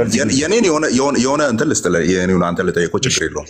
አንተ ልጠየቀው የኔውን የሆነ ቀዳዳ ሲሰጥ የፕሮቴስታንት ካነን በቤተ ክርስቲያን ታሪክ ውስጥ እናንተም የምትቀበሉት ካቶሊኮችም የሚቀበሉት ኤርሊ ቸርች ፋዘሮችን በሙሉ ኮት ያደረጉት ነው። ጥያቄ የሚነሳባቸው 2 መጽሐፍት አሉ፣ በእኛ ከመጣ ማለት ነው 2 መጽሐፍት ቢበዛ። ኦኬ አስቴርና ምን ነበረ? ምዕመናን ከታች ጻፉልኝ። ስለዚህ አስቴርና አንድ መጽሐፍ ማለት ነው። በእኛ ላይ ኩዌስችን ከተነሳ ራሱ የሚነሳው ማለት ነው በማጆሪቲ ኮንሰንሰስ ከሄድ ነው። ተሜ አንዴ ቆይ፣ እንደሱ አይደለም ጥያቄ የሚጠየቀው። እንደሱ ከተጠየቀ አንተም አትመልሰውም። የለህም 81 ብሎ ያስቀመጠልህ ማንም የለም። ሰማይ ምድር ብትቧጥጥ አታመጣም። የለም ቤተክርስቲያን የሰጠችኝ ነው የምትለው እንጂ የለም። እኔማ ሰጪ ያለኝ እኮ አልኩ እኮ ቤተክርስቲያን ብዬ እኮ ዘጋሁት እኮ ሰጪነቱ ሳይሆን የአንተ ጥያቄ ምንድን ነው? 66 ብሎ የሰጠ ማን ነው አይደለ? ደሴም ጥያቄ 81 ብሎ የሰጠ ማን ነው? ከዛስ ቤተክርስቲያን አልከኝ አይደለ? ደን ቤተክርስቲያን ካልከኝ በቤተክርስቲያን ታሪክ ውስጥ 81 አክሴፕትድ ትክክለኛው የሆነ ካንን ቁጥር ነው ብሎ የነገረ ማን ነው ነው ጥያቄው እኮ። ወደ 2ኛው ክፍለ ዘመን ሂድ፣ 3ኛው ክፍለ ዘመን ሂድ፣ 4ኛው፣ 5ኛው፣ 6ኛው፣ 7ኛው እያልክ ሂድና በእነዚህ ሁሉ ታሪኮች ውስጥ በቃ እግዚአብሔር ለሕዝቡ በእጁ እንዲደርስ የፈለገው ቁጥር 81 ነው ብሎ ያስቀመጠልህ ማለት ነው። መጀመሪያ የኔ መመለስ ከሌለ መመለሱ አይደለም። ጥያቄው ወልጋዳ ነው።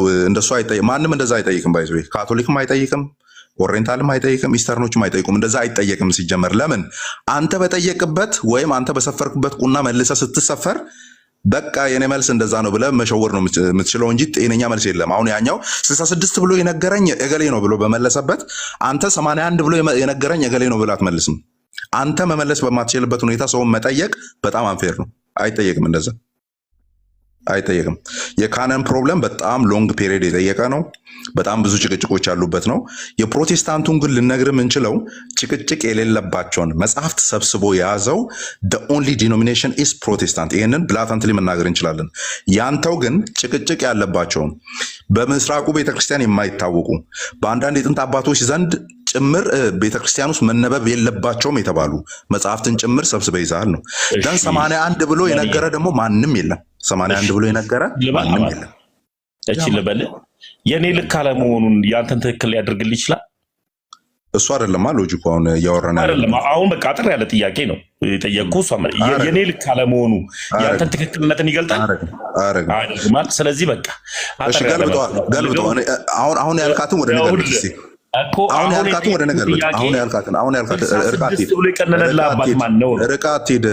አንተ ያልከኝ ርቀህ ሳትሄድ ማለት ነው የእኔ ትክክል አለመሆኑ ያንተን ትክክል ያደርገዋል አልከኝ። አያደርገውም አልኩ። ልገልብጥ ነኝ።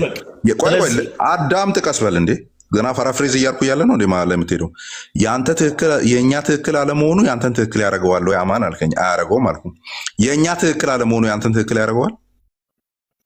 ያንተ ትክክል አለመሆኑማ የኔ ትክክል መሆኑንማ ሰጪ ስላለኝ አውቃለሁ። እኔ ልክ ነው ብዬ ነው የማምነው። ሰጪ ካለ ይኸው ጥያቄው ማትመልሰው ልስታው ሰጪ አለኝ ትላለህ እንጂ መልስ የሌለን ጥያቄ ልጠይቅህ።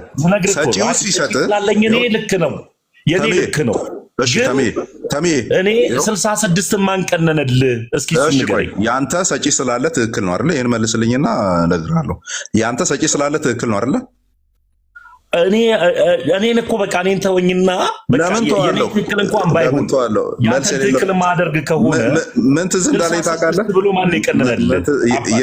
የኔን ተወው ስትል ምን ትዝ እንዳለኝ ታውቃለህ? ደረጀና ሀብቴ ቀልድ ላይ ፍርድ ቤት ሄዶ የማይሆን ምስክርነት ሊሰጥ ሲል ዳኛው መስቀለኛ ጥያቄ ሲጠይቀው ሲያጠዳድፎ ምን አለ? ክቡር ዳኛ እባክዎትን ወደ ገደለው ይሄዷል አይደለ? እንደዛ እያልከኝ እንዳለ ነው የሚሰማኝ። አሁን አዳምጥ። አሁን ለእኔ ሰጪ ስላለኝ የኔ ትክክል ነው አልክ አይደለ? ሰጪ ስላለኝ የኔ ትክክል ነው አልክ አይደለ? ተመስገን ወንድምዬ፣ እየሰማው ነው፣ ግን መልስ ነው እየጠበቅኩኝ። ሰጪ ስላለ ትክክል ነው። ሰጪ 81 ነው ብሎ የቱ ጋር ነው የነገረህ? እኔ ወዳጄ የኔ ትክክል አለመሆን ለአንተ ያንተ ትክክል እሱ አይደለም መልሱ። እሱ አይደለም አንተ 66 ብሎ የቀነነልህ አባት ማን ነው? እሱ አይደለም መልሱ። እኔ የጠየኩህን መልስና እኔ መልስልሃለሁ። ሰጪ ስላለኝ እኔ ትክክል ነኝ አልክ። ሰጪ 81 ነው የሰጠው ያለው የቱ ጋር ነው? ስለዚህ በቃ 66ቱ መጽሐፍ ቅዱስ ቀናኝ ብቻችን ረጅም ደቂቃ አወራን። ኤፍሬም ቤቱን ምራው። በቃ እንደዚህ ነው። ኤፊ እሺ ተሙዬ አሙን እንግዲህ እንትን ብለሃል፣ በዝርዝር ነግረሃል። መጽሐፍ ቅዱስ ከየት አመጣችሁ? እንግዲህ ብዙ ጊዜ የምታነሱት ጥያቄ ነው። እሱ ነግረዋል ከየት እንደመጣ። አንተም ያው እሱን አልካድክም ስናወራ ከየት እንደመጣ ማለት ነው። የእስትንፋሰ መለኮት እንደሆነ ታምናለህ። ከእግዚአብሔር የተሰጠ እንደሆነ ታምናለህ። በየት በኩል ሲል በየት በኩል ስትለው ነግሮሃል። በነቢያቱ በሐዋርያቱ በኩል ብሎ ነግሮሃል። ሰዎች ቢጽፉትም የሰዎች መጽሐፍ ቅዱስ የሰዎች ነው ብለን አይደለም የምናምነው፣ የእግዚአብሔር ነው ብለን ነው የምናምነው። በእነሱ በኩል ወደኛ መጣ እንጂ ያው አንተ ቸርችን ሜንሽን ብታደረግም ያው ከቸርችን ወደኋላ ደግሞ ስትሄድ ያው ከእግዚአብሔር ነው፣ ምንም ጥያቄ የለውም። የተቀበለችው ቸርች እንደምታውቀው የቸርች ኮንሴፕትን ስትረዳ ማለት ነው። ስለዚህ እሱን በሚገባ መልሶላል። ስለ ካኖናይዜሽንም አሁን ያወራኸው እንግዲህ ኦብቪየስ ነው። እሱ እንደነገረህ ነው። በአዲስ ኪዳኑ ላይ እንኳን ብዙ ምንም እንትን የለም፣ ኦብቪየስ ነው፣ ጭቅጭቅ የለም። ቸርች ፋዘርስም ከተባለ እነሱም ያንን እንትን ያደርጉ አሉ እንደነ ኦሪገን አትናቴስ ምናምን 27ቱን በደንብ ኦብቪየስ ዘርዝረው አስቀምጠዋል። እነሱ ምንም ክርክር የሚነሳበት አይደለም። ኦልድ ቴስትመንቱን ግን ስታነሳ አማን እንዳለ ነው የሚሆነው ማለት ነው። የኛ በታሪክ ሂደት ውስጥ ምንም አይነት ክርክር ያልተነሳባቸው ናቸው። እንደገና ደግሞ እርስ በርሳቸው የማይጋጩ ከአዲስ ኪዳን ሀሳቦች ጋር የነበሩ ናቸው። ቆይ ልጨርስ። ምንድነው የነበሩ ያልነበሩ አይደሉም። ሌሎቹም ከዛ አብልጠው የሚቀበሏቸው ሰዎች ያልነበሩትን አይደለም። ግን በዛን ጊዜ ራሱ በዛን ጊዜ ማህበረሰቡ ራሱ የሚጠቀማቸው የነበረው ልክ እንደ ሞራል እንትን ነው የሚጠቀማቸው፣ እንደ ማህበራዊ አገልግሎት እንደሚሰጡ መጽሐፍቶች ነው እንጂ እንደ እስትንፋሰ መለኮት አድርገው እንደ እግዚአብሔር ቃል እንደ ይኸው እግዚአብሔር ቃል ወይም እንደ ኢንስፓይሬሽን እንደምንለው እንደዛ አድርገው አይረዱትም ነበረ አንዳንዱ። ለዛም ነው ደግሞ የተለያዩ መመዘኛዎች አሏቸው፣ ቅድመ ሁኔታዎች አላቸው። ለምሳሌ በአዲስ ኪዳን የተጠቀሱ ሚል ሪኳየርመንት አለ። እንደገና ደግሞ ከአዲስ ኪዳን ሀሳብ ጋር የተጋጩ የሚባሉ አሉ፣ አቮይድ የተደረጉ ማለት ነው። ብዙ ክራይቴሪያ አላቸው። አቮይድ ሲደረጉ ዝም ብለው አይደለም የተደረጉት እና እነዛ በትክክል ደግሞ ከአዲስ ኪዳን ጋር ፊት የሚያደርግ በዛን ጊዜ ራሱ ሲጠቀሙ የነበሩ ሰዎች እንደ ቅድም እንዳልኩት አውቶሪቴቲቭ እንደሆኑ አድርገው የሚቀበሏቸው ኢንስፓይሬሽን እንደነበሩ የነበሩት ናቸው የቀጠሉት የተቀበል ናቸው። እና እንደናንተ ደግሞ አብዛኞቹን የተቀበለ አለ። እንዳልኩት ብዙ ችግሮች አሉ። አማን እንዳለህ ማለት ነው። እነሱ ላይ ሀሳብ ቢሰጥ ማለት ነው ትንታኔ። ስለዚህ ይሄ መጽሐፍ ቅዱስ ላይ እንደሱ ሲያወሩ ሰምቻለሁ። ተሙዬ እንደዚህ ጥያቄ ከየት መጣ እንደዚህ መጽሐፍ ቅዱስ ምናምን የሚሉ ሰዎች ብዙ ዝም ብሎ ቁም ነገር ያለው ነገር አይደለም እነሱ የሚያወሩት። ምክንያቱም ወደኋላ ስትሄድ የተለየ የለም። አሁን ብዙ ጊዜ ችግሩ መሰለህ እነ ኦሪገን አትናቴስ ምናምን የእናንተ አባቶች ይመስሏቸዋል። ገብተዋል። ልክ እንደ መጽሐፍ ቅዱሱ እነሱንም ሚስር ፕሬዘንት እያደረጉ እንደሚያቀርቧቸው ብዙ ጊዜ እንደዛ ስለሚል ወደኋላ ስትሄድ እዛ ዓመተ ምሕረት ላይ ጠቃለህ የኦርቶዶክስ ካቶሊክ ምናምን የሚባሉ ተቋማት አይደለም የነበሩት እና ሰው በእንደዚህ በመጽሐፍ ቅዱስ ካኖናይዜሽን በአርሊ ክርስቲያኒቲ ትራዲሽን ላይ ምናምን የመሳሰሉት ላይ ልዩነት የለውም። የክርስቲያኑ ሴክት ማለት ነው። ከጊዜ በኋላ ነው ነገሮች እንትን እያሉ የመጡት። ስለዚህ የኔ ይሄ ነው ያንተ ነው አንነካካ ምናምን የሚባለው ነገር የለም። አለበለዚያ ጳውሎስን ለሁለት እንካፈለው፣ ጴጥሮስን ለሁለት እንካፈለው አይነት ነገር ሊመጣ ነው ማለት ነው እና እንደዛ ነው። አማን ያለህን እንደዛ ብትቀበለው ነው የሚሻለው።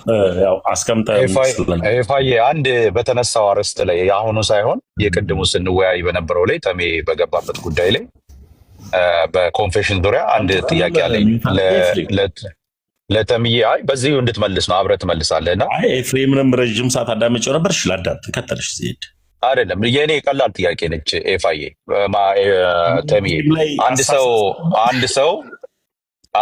ሰው አንዴ እንትኑንም ምናልባት እንትን ካላችሁ አጥፉለትና ሰዎች እንዳይረብሹት አቴንሽኑ እንዳይወስዱ አንድ ሰው ወደ ኦርቶዶክስ ሲመጣ ኮንፌሽን አለ ወይ? ካለስ ያ ኮንፌሽን ምንድን ነው? እስቲ አንዴ በልልንና እንየው። አጥፉለት እናንተ። ቴንክ ዩ።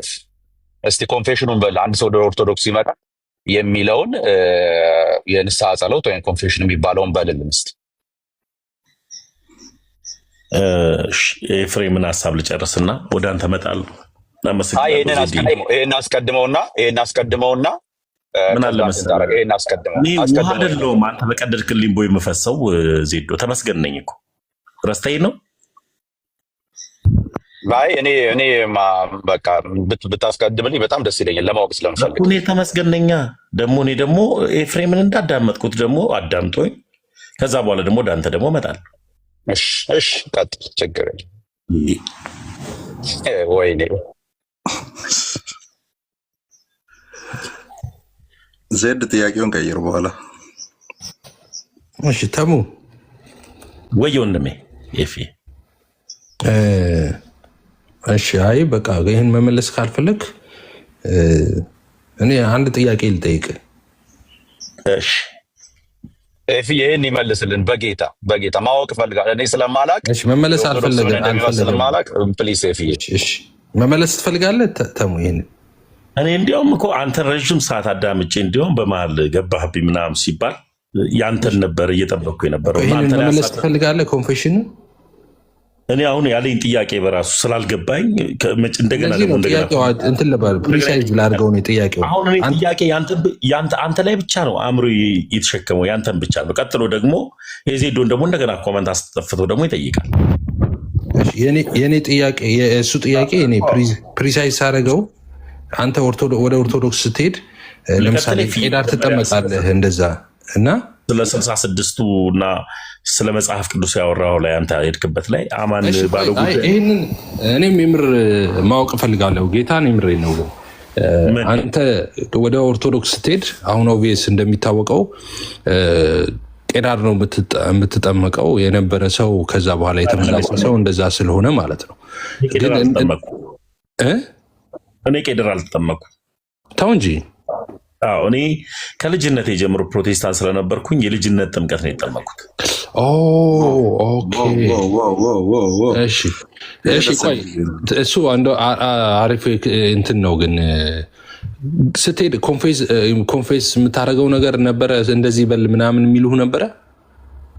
አይ ትምህርቶች ነበሩ መጀመሪያ ቤተክርስቲያን ላይ እነዚህ 5 አዕማደ ምስጢራት ላይ እሱማ ይኖራል። ትምህርቶች ትምህርት ትማራለህ።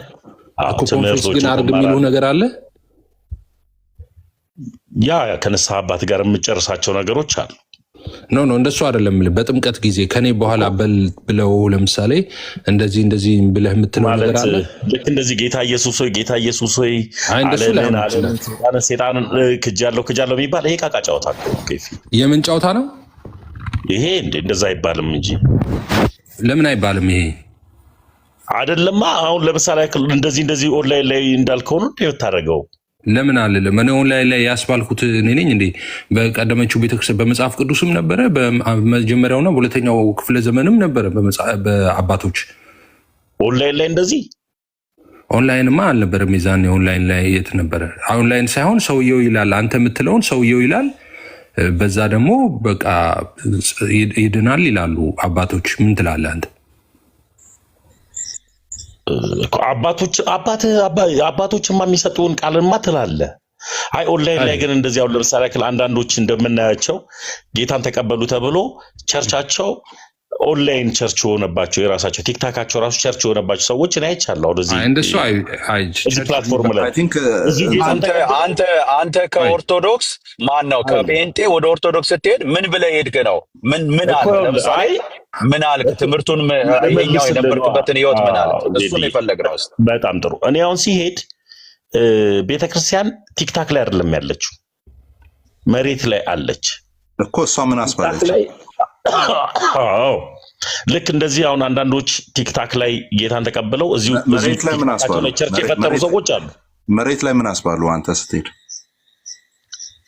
እሱን መሆን ትፈልጋለህ? አማን አዎ መሆን ስለምፈልግ እስቲ ንገረኝ። ምን አስባሉ? ስለዚህ ለምን ነገ ተገናኝተን ቦሌ መድኃኒዓለም አልወስድህ? አይ እሱ ንገረኛ። ቆይ ማለት አንድ ኦርቶዶክስ ሲሆን ከፕሮቴስታንትም ይምጣ ከየትም ይምጣ ሲሆን ምንን ነው የሚደግመው? ምንድን ነው የሚለው? ማለት ልናገረው አልፈልግም። እሺ ያልከው ነገር አለ እንዴ? ማለት ያልከው ነገር አለ ማለት እንድትል የተፈለገ ማለት ነው። የሆነ ቤዚክ ልናገር አልፈልግም እያልኩ ያልከው ነገር አለ ማለት እኮ። አልፈልግምማ ዲቴሉን አትነግረኝም ነው። እንደዚህ ያልኩትን አልነግርህም ነው። አትንገረኝ። እሱን ግን ያስባሉ ነገር አለ። አዎ ግድ ነው። ክርስቲያን አለውኝ እንዴ? እሺ ከሐሰተኛው ወደ እውነተኛው ኢየሱስ እኮ ነው የተጠራሁት። ዋው የሚገርም ነው። ቆይ አንድ ጊዜ አትለፍ። ይሄንን ተሙ ከሐሰተኛው ወደ እውነተኛው ኢየሱስ ነው የሄድኩት ስትል ሰማሁ። ታዲያ ለመዳን አለ የሄድኩት። ስለዚህ እኛ የምናመልከው ወንጌላውያን የምናመልከው ሐሰተኛውን ክርስቶስ ነው። አሁን ለምን እንደዛ ትላለህ? ከቤተሰብ ጋር ለምን ታገናኛለህ? ምን ልትል እንደሆነ ስለማቅ ማለት ነው። አስብልህ ነበር። አየህ እዚሁ ኧረ እውነተኛው ነው አስብልህ ነበር። አስጩኬ ማለት ነው። አየህ እስ ገብተዋል። አንተም ለዛ ነው። እና ስትናደዱ እኔ ኦርቶዶክሳውያን ስትናደዱ ኦኬ። አንዳንድ ጊዜ አንደርስታንድ አደርጋለሁ። ያልሆነ ነገር ብትናገሩ ምናምን ገብተዋል። ወደ ጎን ከሰውየው ጋር ምናምን ስትሆኑ ግን አንዳንዴ ፌር ያልሆነ ነገር አለ። አሁን ሁለተኛው ኢየሱስ ምናምን ብሎ ይሄ ሐሰተኛው ክርስቶስ መንገድ መጥረግ ነው። ይሄ ራሱ ማለት ነው እውቅና መስጠት ነው። እኛ ኦርቶዶክሳውያን የሚያመልኩት ሐሰተኛው ክርስቶስን ነው አንልም፣ ሐሰተኛው ኢየሱስን ነው ምናምን አንልም እኛ። እና ለምን እንደዛ እንደምትሉ አይገባኝም። በአግባቡ ቢሆን እንትን ብናረግስ ጨዋታውን ሰፋ ለማድረግ ወገን ሌሎችም ስላላወሩ አንድ ቤት ቆይ እኔ ችል ጠይቅና እኔ ልውረድ።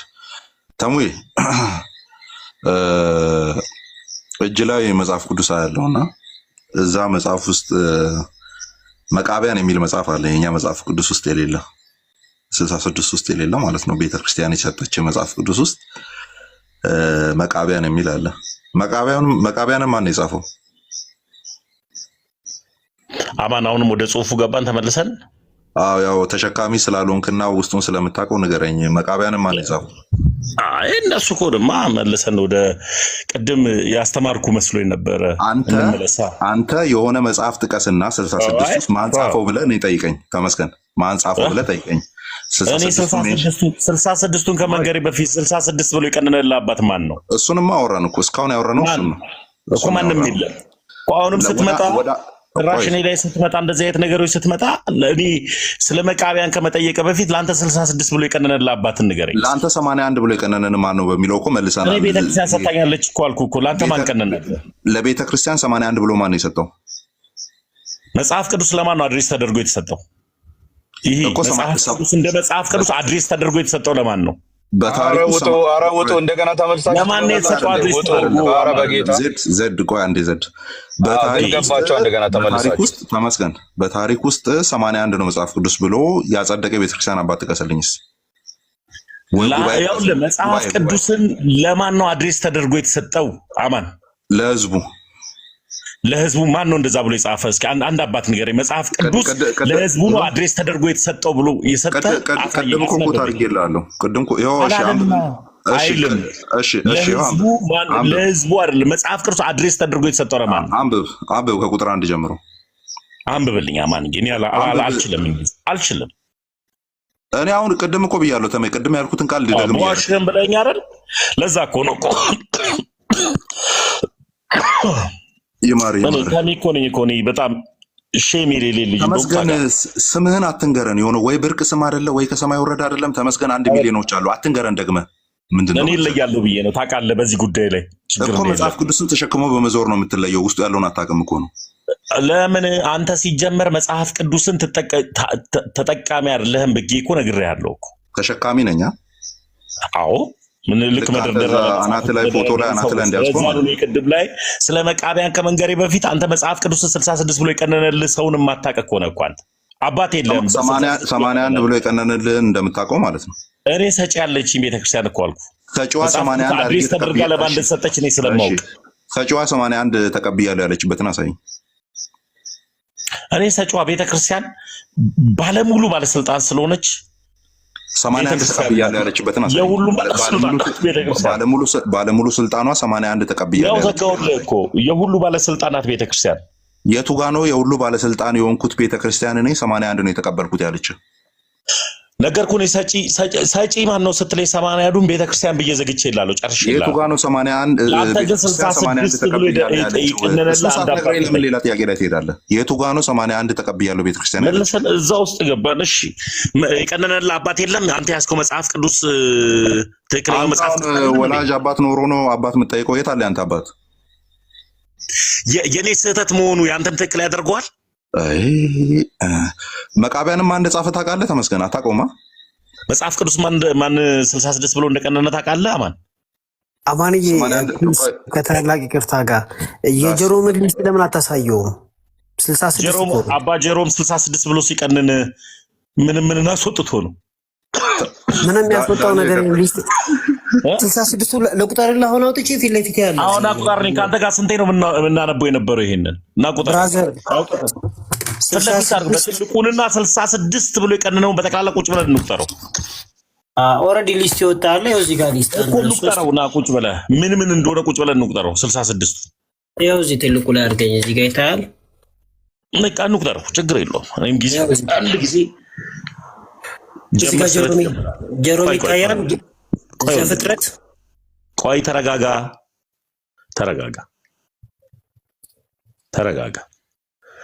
ቁጥር ስለ አብረን እንቆጥረዋለን። እኔ ደገፍ ካልኩበት ልነሳ።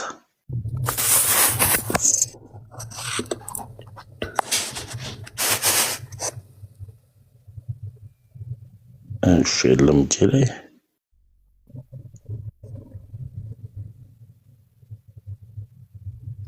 አንድ ጊዜ የሆነ ደቂቃ ሁለት ደቂቃ ሚዩት አድርጎ አንተ እስክትናገር ድረስ የኦርቶዶክስን 81ዱን ግን ያው አሁን ዶክመንት ማቅረብ አልችልም። አቡ አልፈዲል አልማቅዲስ የተባለ የግብፅ አረብ ክርስቲያን የመጣው በ13ኛው መቶ ክፍለ ዘመን ነው የመጣው። ማችለው ነገር ለምን ታወራለህ ታዲያ? ብራዘር አንተ ምን አቅርበህ ታውቃለህ? አቅርበህ እኮ አታውቅም። እስካሁን ድረስ እያወራሁኝ የነበርኩት ከአንተ ጋር ነበረ። መጽሐፍ ቅዱስን 66ን እስካሁን ድረስ አንተ ነበርክ እያወራልኝ የነበርከው። ዳኒ አንተ አቅርበህ ስለማታውቅ የኔን ንቃመሳን አይደለም። አንተ ታሳየኝ እኮ ነው ዳኒ። አንተ ገልጠህ እያሳየኝ ብትሆንም እኔ ደግሞ ከቅድም ጀምሮ እመነኝ እያልኩ ሳወራ የነበረውን ተቀበል እያለ እኮ ነው። ምን ታረጉ? አቡ አልፈዲል ፍጥረት በቃ አረጋጋ። ይኸው መተናል። አሁን ጉድህን ዳኒ ተዋርደ እንዳትወጣ ዶክተር የኔን ማለት አንተ ምን አቅርበህ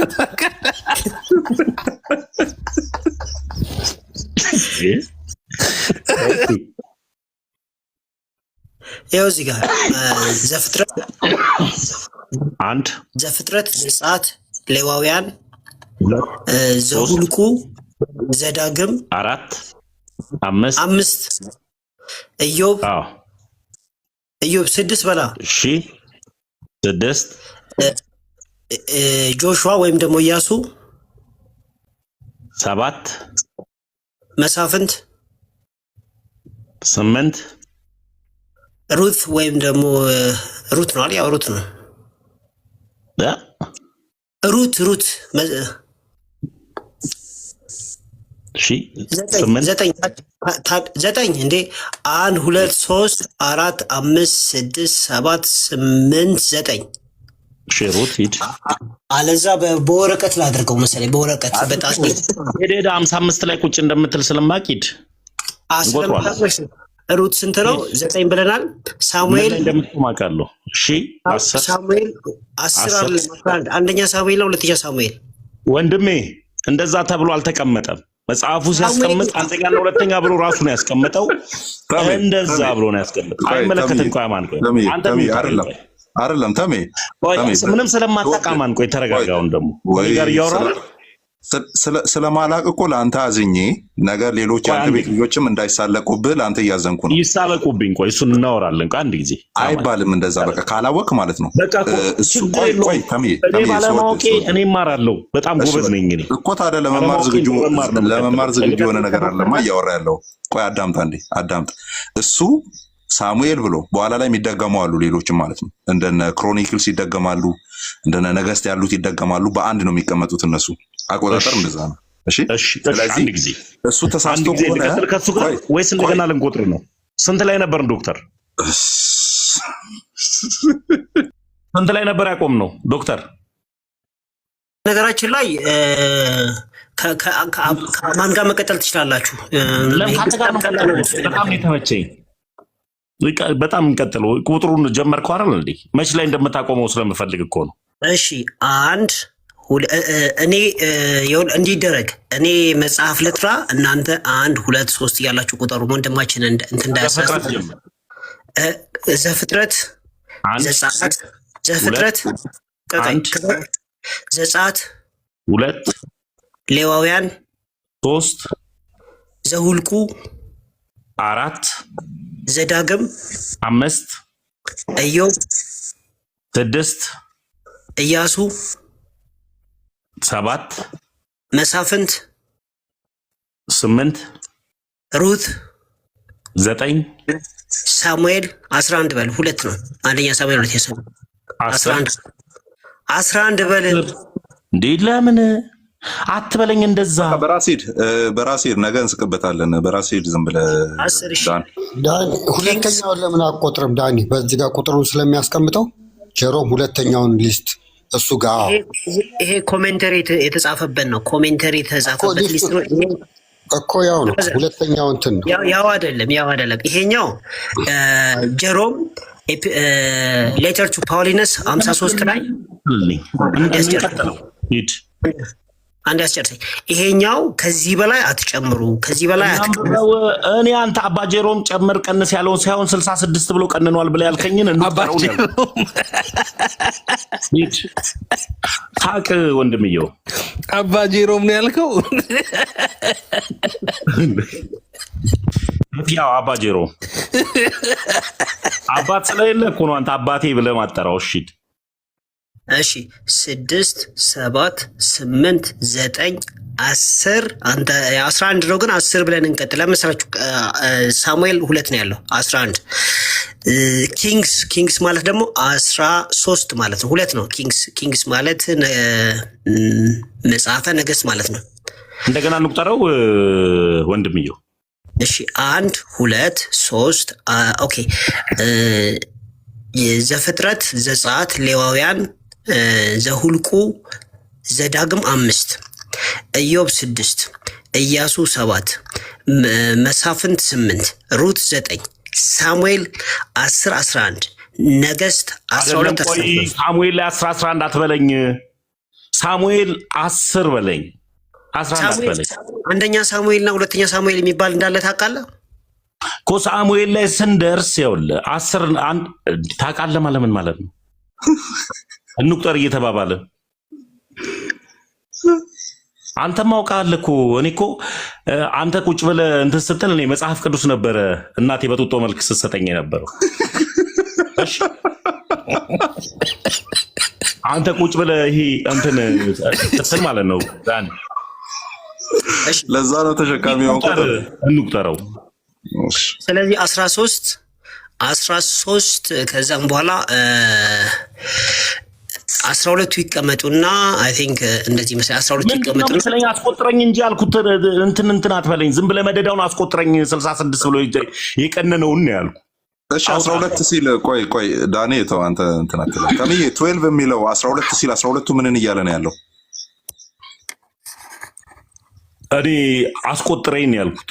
አንድ አርገህ 12 ይላል። ቁጠረው እስካሁን ባለው ላይ 12ን ጨምር። 12 ማለት ስንት ማለት ነው? እኔ እንጃ ማን። ታዲያ ለምሮ የምትከራከረው? ዝም ብለህ አታዳምጥም እንዴ? አሃ አንተስ ምን ለማለት ፈልገህ ነው የጠየቀኝ ጥያቄ? ለኔው ራሱ ስላልገባኝ እኮ አታውቀውም እኮ እየተቆጠረ ያለውን ስለማታውቀው ዝም በል። ቁጥር እየተቆጠረ ያለውን ስለማውቀው መሰለኝ ማስቆጥረው። አማን እሺ 12 ምንድን ነው? እኔ እንጃ ወንድሜ። ታዲያ ጸጥ በል ብሮ። ለአንተ ምንድን ነው አሁን ለጠየቀኝ? ለአንተ 12 ምንድን ነው? አበይት ነቢያት በቃ ለአንተ ሊሆኑ ይችላሉ። እኔ ደግሞ ለአንተስ ምንድን ነው? ወዳጄ አሁን ልቀጥል ከሱ ጋር አማን? ወይም አንተ ታስቆጥረኛለህ? አቅጦ እኮ ነው እሱ ይመጣል አል ዶክተር ተሜ ቤስ ከፍት ሁሌም እንደዚህ ተሜ ቤስ ከፍት ሁሌም እንደዚህ ከሆነ ሁሌ እመጣለሁ እኔ ስቄ ለመውጣት ስለምፈልግ ማለት ነው። ችግር የለም ተሜ እንዲያድርግ እንጂ አድርጌያለሁ። ዛሬ አስቆጥረኝ 66 አንድ ጊዜ አዳምጥ። መጽሐፍ በአጠገብ ይዛል አይደለም? መጽሐፍ ቅዱስ አጠገብ አይደለም? ክርስቲያን ነኝ እኔ። ከአንድም ብዙ መጽሐፍ አለኝ። ከቸገረ እሰጥሃለሁ። ስለዚህ ከብሉይ ኪዳን ውስጥ የምትፈልገውን መጽሐፍ ጥራልኝ። እኔ በጣቴ ነክቼ አሳያለሁ። እዚህ ውስጥ እሱ ሳይሆን 66 ብሎ የቀነነ ካለ 66ቱን አስቆጥረኝ ያልኩህ። አታስቆጥረኝ ለምን ከፈትከው? የምትፈልገውን መጽሐፍ ምክንያቱም 12ቱ ማይነር ፕሮፌትስ የቀነነልህ አባት ማን ነው? እስኪ ንገረኝ። ጀሮም 66 ነው ብራዘር። እሺ 66ቱን ብሎ የቀነነበትን አስቆጥረኝ። 66 ብሎ ይቆጠር። 66ቱን አስቆጥረኝ። ይኸው እዚህ ቀርቦልሃል። እዚህ ውስጥ የጎደለ አንድ መጽሐፍ ጀምሮ እንቁጠረው። ቆጠርን እኮ 1 2 3 4 12 ላይ ነው ያቆምነው። 13 ላይ ነው 12 ላይ ነው ያቆምነው። እሺ አንዴ የምትፈልገውን ተናገርና ስትጨርስ አወራለሁ። የምትፈልገውን ተናገር። ለምን 60 አብረን እንቁጠረው እስከ 66 ድረስ ነው ያልኩህ እኔ። የምትፈልገውን ተናገርና ስትጨርስ አወራለሁ። ፕሊዝ አብረን እንቁጠረው። የምትፈልገውን ተናገርና ስትጨርስ ነው ያወራለሁ። ኦኬ እዚህ ጋር እንደምታውቁ ታች ያላችሁ ሰዎች ስክሪንሾቱን መውሰድ ትችላላችሁ። ስክሪንሾት መውሰድ ትችላላችሁ። አንተ ዳኒ እኔ ቤት በር እየዘጋ ሮጠ የምትወጣበት እኮ ቶፒክ እኮ የነበረ እኮ ነው ይሄ። ሁሌ እየመጣ አስቆጥራለሁ እያልከኝ እኮ እዚህ ጋር ስደርስ እኮ ሮጠ የምትወጣው ሰው እኮ ነው። ዛሬ ኤፍቢኤስ ነው ስለማትወጣ ነው እንደምትለው። አስቆጥረኝ 66 ተሜ ይቅር በለው። ማን ነው ያ ጨለ የሚቆጥረው ሰውዬ እናንተ ቤት ያለው ጅንም ያባረው? የእሱ ጨሌ መስሎት ነው። አላውቀውም እኔ። ድንገት እናንተ ጋር ዘይት የሚሸጡና ኮሜንት ላይ ጻፉልኝ። ማን ነው ያ ጨሌ የሚቆጥረው ሰውዬ? እሱ መስሎት ነው። ይቅር በለው። አላውቅም እኔ። ማር የሚያስልስም መታለች አንድ ሴት።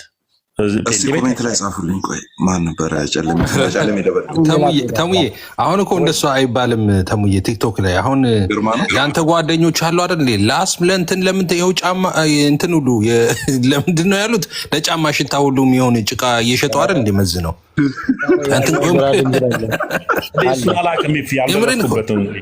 ኧረ ቲክቶክ ላይ እየለመኑ እንዳታልፉን እያሉ ተንበርክከው የዘራ ድንግል አለ ያሳየዋል ነው ከፈለገ አይዘልይ ይሆናል። እኔ የማር ነው የደረሰኝ የሆነች ነብይት ማር ስታስለስና ስትሸጣ ይበቃናል። ቁም ነገር እናውራ። እነ ስፒር ገብተዋል። እኔ አንድ ጊዜ ግን አማን ተሜን ጠይቀው ነው ጥያቄ ያለኝ ለተሜ እኔ አንተ ያው ስለምወድት ይመስልኛል ብዬ ተስፋ አደርጋለሁ። ሌሎችን ጠይቄያቸዋል መለሱልኝ። ተሜ አንድ ጥያቄ ብቻ አመሰግናለሁ። ሌላ ጊዜ ምን አውርተህ? አይ ቢያንስ ጥያቄውን ስማው እንጂ ተሙዬ። እኔም እኮ እንቅልፍ ከሆነ ራሴ ይኸው በቃ አልተኛውም ዛሬ። አይደለም አይ ኦልሞስት ከሀሜት ውጭ ሌላ ነገር ስለማያውቅ ብዬ እኮ ነው እኮ ወይ ሁሌ ቤቱን ከፍቶ ሀሜት እኮ ሀሜቱን። እሺ አሁን ጠይቅ። ለምሳሌ ሀሜት የማዳመጥበት ጊዜ የለ። እሺ ጠይቅሽ ጥያቄ። እሺ እንትን ይሁዳ መልእክቱን የጻፈው ክርስቶስን ከመሸጡ በፊት ነው ወይስ ከሸጠ በኋላ ነው? እሱን ራሱ ያወቀው ከየት ነው ቤኪ? አሁን ለጠይቅን ጥያቄ ከየት ነው ያገኘው? ጥያቄው ተሜ ጌታ ምስክሬ፣ ከዚህ በኋላ ቤት እመጣለሁ ማለት በጣም እንጆ እያደረኩ ነው። እኔ አጠር ያለ መልስ ለመሰለ ሰጪ የሌለው ሰው አንተ መች ተቀበልክና እዚህ አናት ላይ ያስኮ እኮ 81 ብሎ የሰጠህ የለም እኮ ዝም ብለህ ነው የተሸከምከው። እኔ ያለ ሰጪ ጥያቄ ማን ነው መጽሐፍ ቅዱስ የሰጠ ቤኪ? እሺ በቃ ተው። ሌላ ጥያቄ ጠይቀኛለህ። እሺ ግን ተሜ ግን ኦርቶዶክስ የሆንከው በኦርቶዶክስ በትምህርቱ አምነባት ነው? ምን አይነት የጅል ጥያቄ ነው የምትጠይቀው? ሳላምንበት እንደ ይገባለሁ። ሰው ለወደደውና ለተገዛለን ለዚያ ነገር ባሪያ ነው ይላል። ለክርስቶስ ኢየሱስ ባሪያ ሊሆን ነው የሄድኩት። ጎበዝ። እሺ ለምሳሌ በኦርቶዶክስ ተዋህዶ አንተ በነገራችን ላይ ቆይ ቤኪ አንድ ጥያቄ ልጠይቅህ። ችግር ይጠይቀኛል። ኢየሱስ ክርስቶስ ስንት አካልና ስንት ባህሪ አለው? ሁለት ባህሪ አንድ አካል ነው ያለው። ከፈለክን ያሳያለሁ። ከታቀበው ጥሩ መልሰልኛል። ጎበዝ መላሽ ብራዘር ኢየሱስ ስንት አካል ስንት ባህሪ አለው? ጥሩ መልሰልኛል። እኔ እኮ ክርስቲያን ነኝ። ገብቶኛል። ስንት አካል ስንት ባህሪ አለው ኢየሱስ? ብራዘርዬ ኢየሱስ ክርስቶስ በታቀበው ሁለት ባህሪ አንድ አካል አለው። እኛ እንደዛ ብለን የክርክሩን በጣም ጥሩ። ስለዚህ ኢየሱስ ክርስቶስ መስቀል ላይ ሞቶላ መቼስ መሐመድ አልሞተልኝም፣ ወይም ደግሞ እንደ ኦርቶዶክስ አስተምሮ ማርያም ክርስቶስ መስቀል ላይ ሞቶላል ቤኪ? አዎ ሞቶልኛል። በየትኛው ባህሪው ሞተል መስቀል ላይ? በየትኛው ባህሪው ሞተል? ሁለት ባህሪ ስላለው በየትኛው ባህሪው ሞተል መስቀል ላይ? እሺ እሱን መልስልሃለሁ ብራዘር። ያሁን ይሄን ጥያቄ መልስልኝ። መስቀል ላይ በየትኛው ባህሪ ሞተል? ሁለት ጥያቄ ጠየቅኩ እኮ ተመስገን። ተጠራዋለህ እንጂ አታውቀውም። ሁለት ጥያቄ ጠየቅኩ እኮ አንድ ሰዓት መልስ ሁለት ጠየቅ። አይደለም በየትኛው ባህሪው ሞተል መስቀል ላይ? እሺ ስማኝ ብራዘር ቤኪ። ስለዚህ ማታውቀውን ኢየሱስን እየተከተልክ አሁን ስማኝ ነገር እንዳትልሽ። እሺ አሁን ስማኝ። እሺ ለምሳሌ ኦርቶዶክስ ተዋህዶ ባህሪ ሞተል መስቀል ላይ ኢየሱስ ጌታ ነው ብራዘር። እየሰማኝ በየትኛው ባህሪ ብለህ ምናምን ነገር ነጥል አታወራም። እኛ ማታውቀውን ኢየሱስን ስለመጠራው ብዬ እኮ እኛ ጋር አትነጥልም ብራዘር። እኛ ጋር ይሄ የእናንተ እሺ እኔ መልስልሃለሁ። ምን ችግር አለው ብራዘር? የሚመልሰውን ጥያቄ ነው የጠየቅኩ። ያው ወተት ለሚገባው አጥንት ለሚገባው አጥንት ስለሚል በሚመጥን መልክ ነው የጠየቅኩ እንድትመልስልኝ የፈለኩት። ጎበዝ። እሺ ለአንተ ወተት ነው የሚገባው። በየትኛው ባህሪው ሞተል መስቀል ላይ? እሺ እኔ ወንድም እየሰማኝ ከሆነ ጥያቄ መልስልኝ እኮ አመልስልኝም የለህም መልስ። አመሰግናለሁ። ሶስተኛ የጠየቅኩ እኮ ነው። ሰላም እደሩልኝ። ኧረ ቆይ ዛሬ እንደዚህ አዝናንተንማ ዝም ብለህ ኧረ ቆይ ምን አዝናናል? እኔ ጌታን ከዚህ በኋላ ደንበኛ ነው መሆነው ቤት ዝም ብዬ እመጣለሁ። እነዚህ ጥያቄዎች ስለዚህ ቻው እወዳለሁ። ኧረ ቆይ ተሜ ኧረ ቆይ አንድ ጥያቄ ፕሊዝ።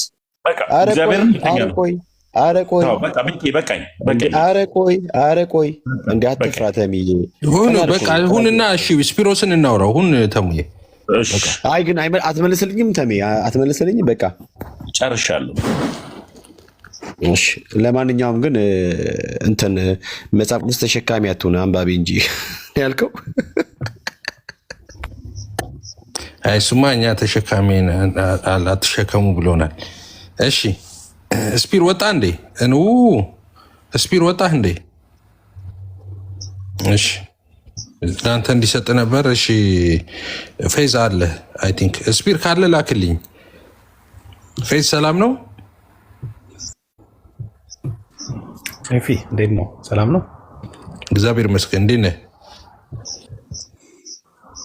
አለን እግዚአብሔር ይመስገን አለን። ጥያቄ አለ ከምንወያየው ላይ? ኦኬ ስለ ላይክ ስለ እንትን ነው አይደለ? ካኖን ኦፍ ሆሊ ባይብል ስለ መጽሐፍ ቅዱስ ቀኖና ከሆነ አይ ስለ መጽሐፍ ቅዱስ ቀኖና አልነበረም ውይይታችን፣ ግን ያው መጨረሻ ላይ ወደ እሱ ሄደ እንጂ ስለ መጽሐፍ ቅዱስ ቀኖና እንኳን አልነበረም የምናነሳው። ስናወራ በነበረው ላይ ስላደረኩኝ እኔ ላይክ ስለ መጽሐፍ ቅዱስ ቀኖና አስታውሩ ነው ጆይን ያደረኩት። ኦኬ እሺ፣ እሱም ላይ ጥያቄ ካለ መጠየቅ ትችላለህ።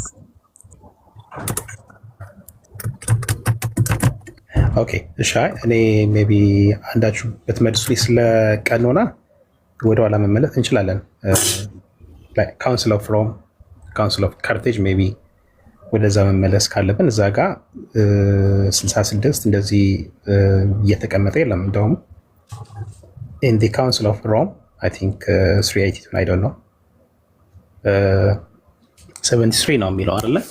which the catholics ኋላ ላይ canonized ያደረጉት ማለት ነው 15th century ላይ። ግን ስለሱ ከማወራ ግን ለምሳሌ 66ቱ መጽሐፍ ሙሉ ነው ብላችሁ ታምናላችሁ? እሱን ለመጠየቅ ነበረ። እናምናለን። ምንም የጎደለው ነገር የለም።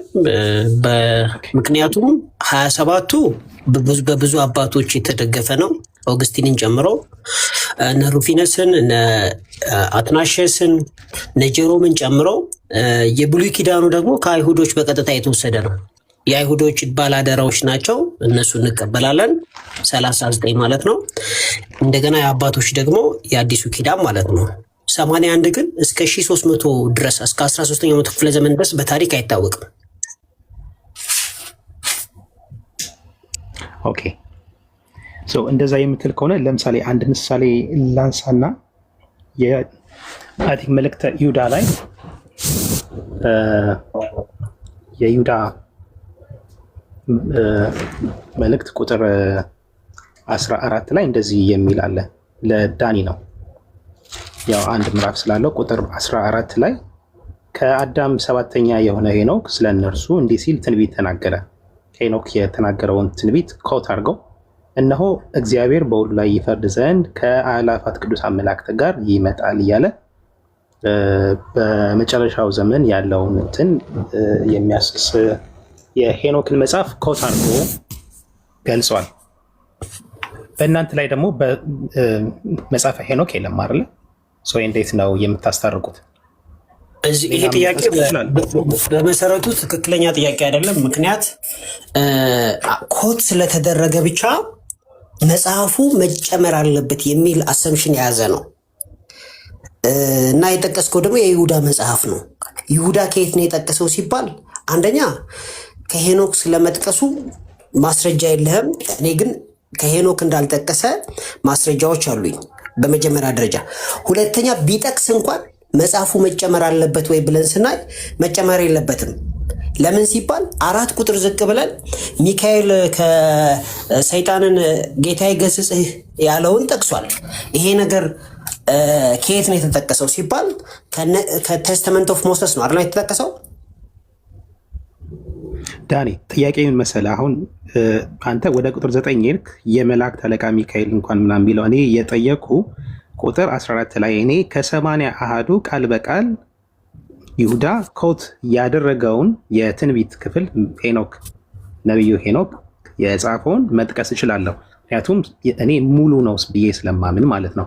አንተ ግን ይሄንን ክፍል ወደ ስንት ቨርስ ነው? አይ ቲንክ 4 ቨርስ ነው ይመስለኛል። ከአንተ መጽሐፍ ላይ የለም። ግን እኔ ከእኔ መጽሐፍ ላይ 80 አሃዱ የእናንተ ስህተት ነው። እኔ እሱን አለም ክሌም ማድረገው ግን ጎዶሎ ነው ሙሉ አይደለም ነው እንጂ የእናንተ 66ቱ እንትን ነው እያልኩ ስህተት ነው እያልኩ አይደለም። ይሄንን ግን አንተ ከአንተ መጽሐፍ ላይ መጥቀስ አትችልም። እኔ ግን ከ80 አሃዱ ላይ መጥቀስ እችላለሁ። ያ ነው ጥያቄ እንጂ ቁጥር 9 ላይ ሌላ ቦታ አልሄድኩም። ወደዛ ገና ነኝ። እሺ አንድ ሚት አርግ። አሁን የተናገረው እንድትሰሙ ትፈልጋለሁ። ምንድን ያለው መሰላችሁ? ከመጽሐፈ ሄኖክ ላይ ነው የጠቀሰው ነው ያለው። መጽሐፈ ሄኖክ ላይ ጠቀስኩ ተብሎ ይሁዳ ላይ አልተጻፈም። እንደምታውቁት ሄኖክ ትንቢት ተናገረ ነው እንጂ መጽሐፈ ሄኖክ ላይ ወይም እንዲህ ተብሎ እንደተጻፈ አይደለም የሚለው። ስለዚህ ይህን ትንቢት መናገሩን የሚያሳይ ጥቅስ የለም በመጀመሪያ ደረጃ ማለት ነው። በመጀመሪያ ደረጃ ወደ ሁለተኛው ፖይንት እንምጣ። ወደ ሁለተኛው ፖይንት ስንመጣ ደግሞ ሄኖክ ላይ እንኳን ያለው መጽሐፈ ሄኖክ ምዕራፍ 1 ቁጥር 9 ላይ ያለውና ይሁዳ ላይ ያለው በመልእክት ደረጃ ይለያያሉ። ለምን ሲባል እዛኛው ላይ ሊያጠፋ ነው የመጣው፣ እዚህ ጋር ሊፈርድ ነው የመጣው። ሊያጠፋ መምጣትና ሊፈርድ መምጣት ይለያያል። ሲቀጥል አፈራረዱ ራሱ ይለያያል። ስለዚህ አንደኛ ከመጽሐፍ አልተጠቀሰም፣ ሁለተኛ መልእክቱ ይለያያል፣ ሶስተኛ ደግሞ መጽሐፉ ስለተጠቀሰ ቀኖና ውስጥ መግባት አለበት ካልክ እዛው ዝቅ ብሎ ዘ ቴስተመንት ኦፍ ሞሰስ ከሚባል መጽሐፍ ተጠቅሷል። ያውም እንዲህ ተብሎ እንደተጻፈ የሚል ማለት ነው። ይሄ መጽሐፍ ሐሰተኛ መጽሐፍ መሆኑን የእናንተ ቤተክርስቲያን ራሷ ታምናለች። ለዚህ ነው 81 ውስጥ ያልጨመረችው 82ኛ ያልጨመረችው። ያንተ ሙግት ግን ስለተጠቀሰ መጨመር አለበት ከሆነ ዘ ቴስተመንት ኦፍ ሞሰስንም መጨመር አለብን። እሱም ብቻ አይደለም፣ ሌሎች መጽሐፍቶች አሉ አንተ የምትጨምራቸው ተገደህ ማለት ነው። ለምን ሲባል ጳውሎስም ጠቅሷል፣ ሌሎቹም ጠቅሷል። የሚያሳዝነው ነገር እሱ ብቻ አይደለም፣ ገነት ውስጥ ያሉ ኢንስፓየርድ የሆኑ መጽሐፍቶች አሉ፣ ከነሱም ተጠቅሷል። ያንተ ክራይቴሪያ ስለተጠቀሰ መጨመር አለበት ካልከኝ ገነት ውስጥ ያሉና በእጃችን የሌሉ መጽሐፍቶች አሉ፣ እነሱም መጨመር አለባቸው። የተጠቀሰ በሙሉ ይጨመር የምትል ከሆነ በእጃችን የሌሉ መጽሐፍቶች ውስጥ ጭምር የህይወት መጽሐፍ፣ የፍርድ መጽሐፍ የተባሉ መጽሐፍት ከነሱ ሁሉ ተጠቅሷል። መጠቀስ ክራይቴሪያ አይደለም። ሲቀጥል መጽሐፈ ሄኖክ ደግሞ ሄኖክ ትንቢት ተናገረ ነው እንጂ የሚለው ከመጽሐፈ ሄኖክ ወይም ደግሞ እንዲህ ተብሎ እንደተጻፈ የሚል የለም። ተስማምተናል ብራዘር? አለዛ አይ ነው ካልከኝ ግን ጥያቄ ጠይቃለሁ። ትንቢቶቹ ለምን ተለያዩ? ችግር የለም። ያንተ ጥያቄ ሀሳቡ አንድ ነው። ኢቨን ኮት የተደረገውም አንድ ነው። ወደሱ እመጣለሁ። ስለዚህ ያንተ ጥያቄ ሀሳቡማ አንድ አይደለም። ሀሳቡማ እግዚአብሔር ሊያጠፋ ይፈርዳልና አንዴ መውቀስና ማጥፋት ሀሳቡ አንድ ነው። ኦኬ፣ ማጥፋት ማለት ምንድን ነው? ማጥፋት ተብሎ የተጻፈው የት ነው? ኦኬ፣ ይኸውልህ አሁን ማጥፋት ተብሎ የተጻፈው የት ነው? ማጥፋት ተብሎ የተጻፈው አንብቤ አዳምጠኝ ዳኒ። ላይ የይሁዳ መልእክትንም አንብቤ እንዲሁም መጽሐፈ ሄኖክ ላይ ያለው አንብቤ ሀሳብ ሁሉ ነገር አንድ ነው። አንተ ግን ምንድነው መጨረሻ ላይ የተናገርከው? የግዴታ ሀሳቡ አንድ ነው ትበል። ማጥፋትና መውቀስ አንድ ነው አይደለም? ቆይ ዳኒ አዳምጠኛ። ማጥፋትና መውቀስ አንድ ነው አንዴ ዳኒ። አይደለም ዳኒ፣ አንተ ምንድነው ያልከው? የማልቀበለው ይሁዳ ይህንን መልእክት ሲጽፍ ሄኖክ እንደዚህ ብሎ ጽፏል ማለት ነበረበት ነው አይደለ? እሱ ብቻ አይደለም፣ ማጥፋትና መውቀስ አንድ ነው። እንደዛ ከሆነ በመጽሐፍ ቅዱስ ላይ ማጥፋትና መውቀስ አንድ ነው ወይ? መልስ። አዳምጠኛ ዳኒ፣ ቆይ ይኸውልህ፣ አላዳምጥህም። ማጥፋትና መውቀስ አንድ ነው ወይ ንገረኝ። ትንቢቱ አንድ ነው ስላልክ አዳመጥኩ ካርለ you just took 2 minutes ከዛም አዳመጥኩ። አንተ ደግሞ ውይይት እንዲሆን ማለት ነው። አንድ ደቂቃ ብቻ አስጠኝ። አንተ ያልከው ምንድነው? አንደኛ ሀሳቡ አንድ አይደለም ብላል። አንድ ነው ማንበብ እንችላለን። እዚህ ላይ ይሁዳ ማጥፋትና መውቀስ አንድ ነው ወይ ንገረኝ። እናንብበው እኮ አልኩ እኮ አንብበው። ለምን አናነበውም? እሺ ቁጥር 14 ላይ ያለው በመጀመሪያ ደረጃ ማጥፋት ያለው ሄኖክ ውስጥ ነው ወይስ ይሁዳ ውስጥ ነው ማጥፋት ያለው? ይሄን ራሱ እኮ አሁን ይሄ የቃላት ጨዋታ አይሁንና የቃላት ጨዋታ አይደለም። አንዴ የቃላት ጨዋታ ሳይሆን አንዴ ነርዳና ተመስገን። አትግባ አንተ ሚውት አድርግ። አትግባ ዳኒ ኢዜና ዶክተር አንተ በጣም ስለምትል አንድ ጥያቄ this is a discussion it's a discussion አላወራም። አንተ ሚውት አድርግና ከዳኒ ጋር ልጨርስ። why do you interfere? ተጨርሳለህ። ዳኒ is enough። በጌታ ፍቅር ላስቸግርህ። እሺ አንድ ጥያቄ እሺ ጥያቄ ምን መሰለህ? የይሁዳ መልእክትም የተለያየ ስለተጠቀሰ ሄኖክ ሄኖክ መጻፍ አለበት የተጻፈ ነገር አለው ብለሃል እና የኛ መጽሐፍ አላልኩኝም። ጥያቄን አዳምጥ። ተመስገን አዳምጥ። ቆይ እሺ አንዴ አስጨርሰኝ እኮ ጥያቄን አዳምጥ። ጥያቄን አዳምጥና ጠይቀኝ። አንዴ ቀስጠኝ። ማቴዎስ 2:23 ላይ ያለው ኢየሱስ ክርስቶስ ናዝራዊ ይባል ዘንድ ተብሎ እንደተነገረ የሚለው ቃል ከ81 አሃዱ ናዝራዊ ይባላል ተብሎ የተጻፈውን ታሳየኛለህ? ሙሉ መጽሐፍ ከሆነ ማለት ነው የሚለውን ናዝራዊ ይባላል የሚለው እሱን ቃል በቃል ታሳየኛለህ። ከዛ ወደ 81 ልክ ነው አይደለም የሚለው ገብቷል። ግን ጥያቄ ገብቷል። 81ዱ ሙሉ ነው ብለኸኛል። እስቲ እሱ ከሱ ታሳየኛለህ። ጥያቄ ገብተዋል ወይ ነው ያልኩህ። የማቴዎስ 2:23ን እሱን ታሳየኛለህ። ናዝራዊ ይባላል የሚለው እሱን ታሳየኛለህ። ከዳኒ ጋር የምንዋየው ርዕስ ገብተዋል ግን እሱን አሳየኝ። ሌላ ቦታ ትሄድ። እኔ እሱ ነው ቀላል አንድ ጥያቄ ጠይቁ። እሱን ከ81 ሙሉ ነው ብለህ እንጨርስና ሚውት አድርግና I'll come back to you። አይሻልም? ዲያቆን እሱን አሳየኝ። ዲያቆን አይደለ? እሱን ከዳኒ አሳየኝ። ጋር ልጨርስ። እንደዚህ አይነት እኮ ውይይት የለም እንዴ? ምን ይሄ ስርዓት ነው? ከዳኒ ጋር እየተወያየን ነው። ከዳኒ ጋር እንጨርስ።